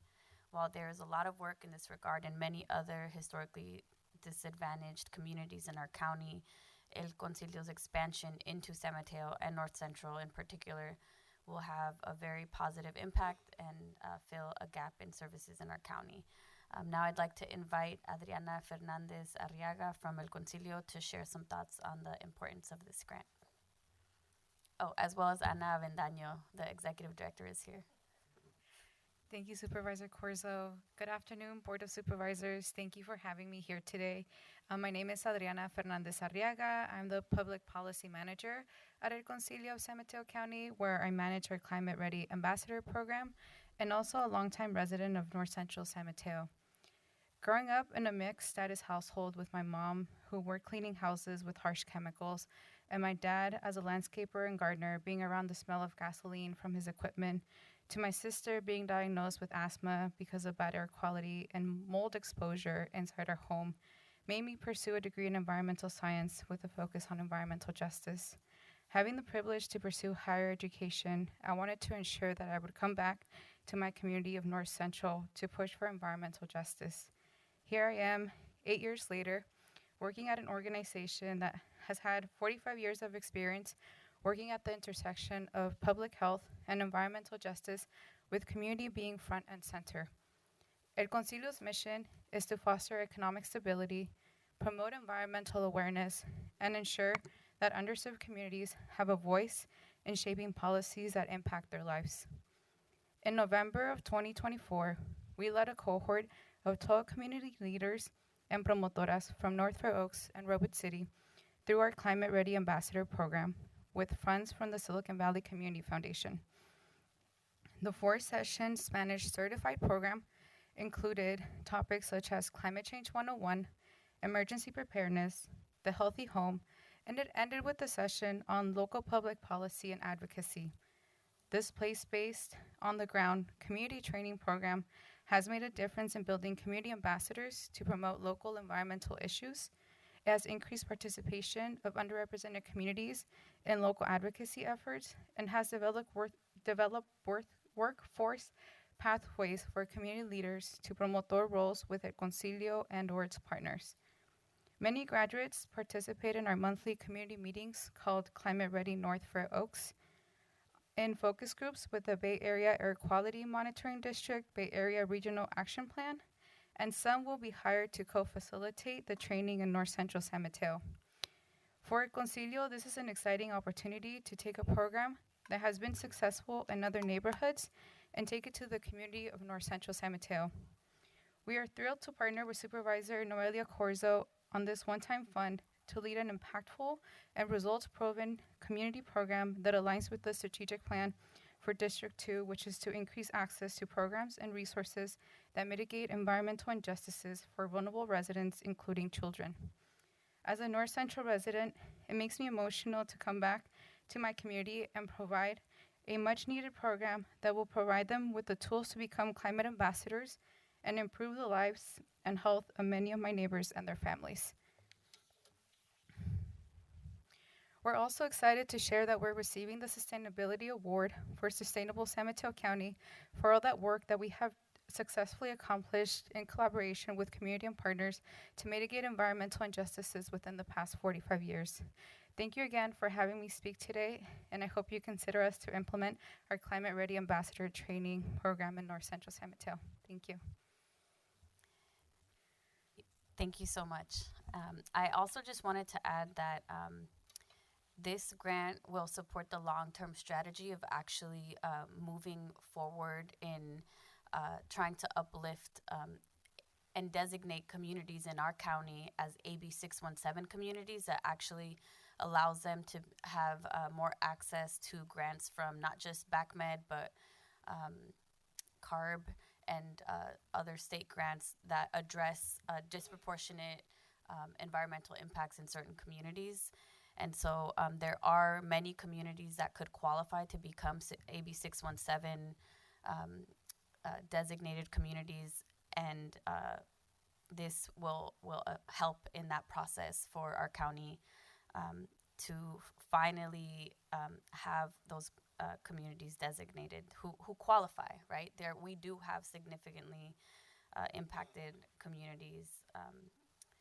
And so with that, I respectfully request support and your vote in moving this grant forward. Thank you. Great. Are there any comments from other board members? Mr. President, Supervisor Spear. I think your work is wonderful. I would support this if it was countywide in nature. I don't believe that Measure K funds should be used for district-only activities. So I applaud your work, but I will not be able to vote for it. Thank you, Supervisor Spear. Do we have any public comment? Mr. President, I don't have any speaker slips from chambers. I'll ask on Zoom for those on Zoom to comment now and raise your hand for item number item number 8, District 2 Measure K item to El Concilio. We have one hand raised for Pat Willard. Pat, please unmute and begin. Thank you. Can you hear me okay? Yes, thank you. Yes, thank you. Again, I think Ms. Spear is off the mark here. There are some parts of the county that have distinct issues that they encounter throughout the year and over the seasons. Some portions flood much more than others. Some, based on their geography, have low-income residents who can't afford to build their own mechanisms to move out of the way when a heavy rain creates a temporary lake in their district, or as happened a year ago or so, destroy a park and the bridge that allows people to walk between the park and the shoreline. Thank you, Pat. That was the end of public comment, Mr. President. Great. Thank you. I move to approve item number 8. Roll call, please. Supervisor Spear? Supervisor Corzo? Yes. Supervisor Mueller? Yes. Supervisor Gaucher? Yes. President Canepa? Yes. Motion passes 4-1 with Ms. Supervisor Spear dissenting. Thank you. Great. Thank you. We have one last Measure K item, which is item 9, a resolution authorizing a grant of Measure K funds not to exceed $10,000 to the Pedro Point Community Association for the restoration of the Pedro Point Firehouse. Thank you, President Canepa, and I'm sure growing up in Pacifica, you've been to the Pedro Point Firehouse. It's rough. Many folks have. It's a historic firehouse located there in Pedro Point that's been home to countless potlucks, movie nights, author talks, musical performances, marriage and weddings. It's incredibly low cost serving the community. I've been there on numerous occasions and supported nonprofits who have chosen to have their event there because it is so incredibly low cost. Unfortunately, given its proximity to the ocean and its wood construction, it's prone to dry rot, and it's in rough shape right now and in need of vital repairs. And so I brought this forward to help them, this grant forward to help them repair it for $10,000. And I believe we have some speakers online to go ahead and talk about the current condition. Thank you.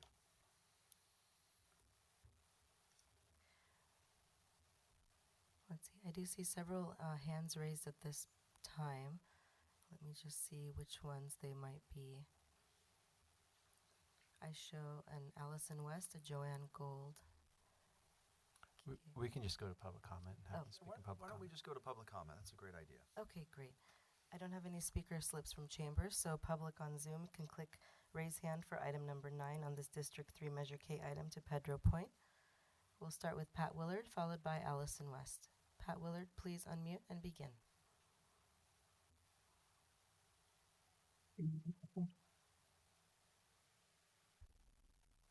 Hello? Yes, Pat? It, I, do you hear me? Yes, thank you. Okay, thank you. I don't know about the rest of you folks, but I love lighthouses. These are places where having a unique architecture. FYI, they have gone by the wayside thanks to being able to control where ships pass and so on by GPS now.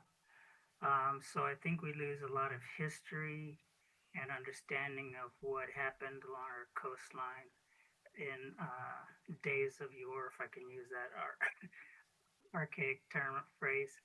And think about this history. Had we not had lighthouses, there would have been many more grounded and sank ships along the course engaged in commerce and moving goods from the East Coast where they're manufactured to sail on the West Coast. Thank you. Thank you. We'll now go to Allison West, followed by Joanne Gold. Allison, please unmute and begin. I'm Allison West, president of the Pedro Point Community Association, and thank you for the opportunity to speak to you today about our need for the grant funding. As a nonprofit organization, our mission is to foster a sense of community for the Pedro Point neighborhood, and one of the many ways that we do that is via renting and providing community programs, as Supervisor Mueller already noted at the firehouse. Just historically, it might be fun to note that in 1945, 32 members of the association channeled their funds of a whopping $700 towards the building of the future firehouse and social hall. The building was completed between 1949 and 1953. Over the decades, the firehouse has been venue not only to community events such as the potlucks and fundraisers, our chili cook-off, we have movie night once a month, but also, as noted, weddings, memorials, reunions, school events, whiskey tastings, business and city meetings. We've held meetings to help educate Pacificans about the sea level rise, climate change, and other topics of importance to those of us living at the coast. And the firehouse is used not just by Pedro Point residents, but actually from folks all around the Bay Area. And when we've had our chili cook-offs, we've actually had people come in the summer, where you know it's foggy in Pacifica, to our chili cook-offs that we've had in the past, where people are coming from San Jose and other areas in the Bay Area. And as noted, mere feet from the ocean, our firehouse has really been battered over the decades with intense storms and winds. We recently began a maintenance project to replace the weathered and beaten up siding using funds from rental proceeds plus generous gift from an anonymous donor and donations from our board and community, which, you know, another one of our speakers will talk about the funding and what we've already done already. We are hopeful that you will give us this grant so we can continue vital changes and other renovation to the firehouse. Thank you. Thank you, Allison. We'll now go to Joanne Gold, followed by our last speaker, Gary Emick. Joanne, please unmute and begin. Hi, thank you. I'm Joanne Gold, a Pacifica resident and the vice president of the all-volunteer Pedro Point Community Association, and we serve as stewards and caretakers of the Pedro Point Firehouse. For more than 70 years, this firehouse has been more than just a building. It's been the cornerstone of our community and a place where neighbors connect, where traditions are upheld, and civic engagement thrives. At a time when the rising cost of rentals throughout San Mateo County have created a significant barrier for many families, nonprofits, and grassroots organizations, the firehouse serves as one of the very few remaining low-cost accessible venues around, a rarity in San Mateo County and the greater Bay Area. This is evidenced by the number of renters who come from outside Pacifica to rent the firehouse to celebrate weddings, baby showers, quinceañeras, graduations, and so much more. As one of the few affordable rental spaces on the coast, the firehouse is an important resource that serves people from all socioeconomic backgrounds, ages, ethnicities, and cultures in San Mateo County. But its impact extends far beyond its value as a rental space. Throughout its more than 70-year history, the firehouse has opened its doors to locals and visitors alike for a variety of free and low-cost events hosted by the PPCA, as my neighbor Allison West just mentioned. These gatherings strengthen the local fabric of our region, providing a space where people from all walks of life can come together, forge connections, and build a stronger, more engaged community. In an age where digital interactions are often replacing face-to-face connection, and at a time in our country where people are feeling more divided than ever, community gathering places like the Firehouse offer a vital resource to foster a sense of belongingness and reinforce values of neighborliness and mutual support that benefit our society as a whole. But without critical renovations still yet to be funded, this countywide resource may no longer be able to serve the people who rely on it. So I urge you to award this grant to the Firehouse so we can continue to be an essential gathering place for not just Pacificans, but for all of our neighbors throughout San Mateo County for generations to come. Thank you. Thank you, Joanne. And now our last speaker, Gary Emick. Please unmute and begin. Can you hear me? Yes, thank you. All right. Good afternoon. I'm Gary Emick, and I'm the treasurer for the Pedro Point Community Association. And thank you for the opportunity to allow me to further explain our grant request and answer whatever questions you may have. From our rental income, we saved sufficient monies to cover the cost of our re-siding project, as well as to set aside a 20% contingency fund. However, due to the massive extent of the dry rot that we found when taking off the siding, costs soared 50% over the original contract price. And due to this past winter's atmospheric rivers, the 2 to 3 week project actually required 2 months to complete, during which time we lost 2 months of rental income. But via a GoFundMe initiative, as well as a direct appeal to past renters and $500 donations by each of our 12 board members, we've been able to cover the basic residing and dry rot repair costs. However, we're unable to complete unfinished elements of the renovation, such as repair of damaged roof tiles, replacement of gutters, restaining of the weather-worn outside deck, installation of interior sheetrock, and purchase of a new energy-efficient heater to replace the existing 30-year-old one. And this $10,000 grant will go a very long way to help us complete restoration of this coastside landmark. And I'm happy to answer any questions anyone might have. Thank you. Thank you, Gary. No further comments, Mr. President. Thank you all for joining us. So with that, I'll bring it back to my colleagues if anyone has any questions. Thank you. This is well needed, so thank you. I'll go ahead and move the item. Second. I'll take the roll call vote. Supervisor Spear? Supervisor Corzo? Yes. Supervisor Mueller? Yes. Supervisor Gaucher? Yes. President Canepa? Yes. Motion passes with Supervisor Spear casting a nay vote. Great, thank you very much. We're at the end of the regular agenda. County Attorney, will there be anything to report out of closed session? No, nothing to report out. Thank you so much. With that, we'll adjourn this meeting. Thank you. Thank you. To The closed time is session. now 12:24 and the meeting is adjourned.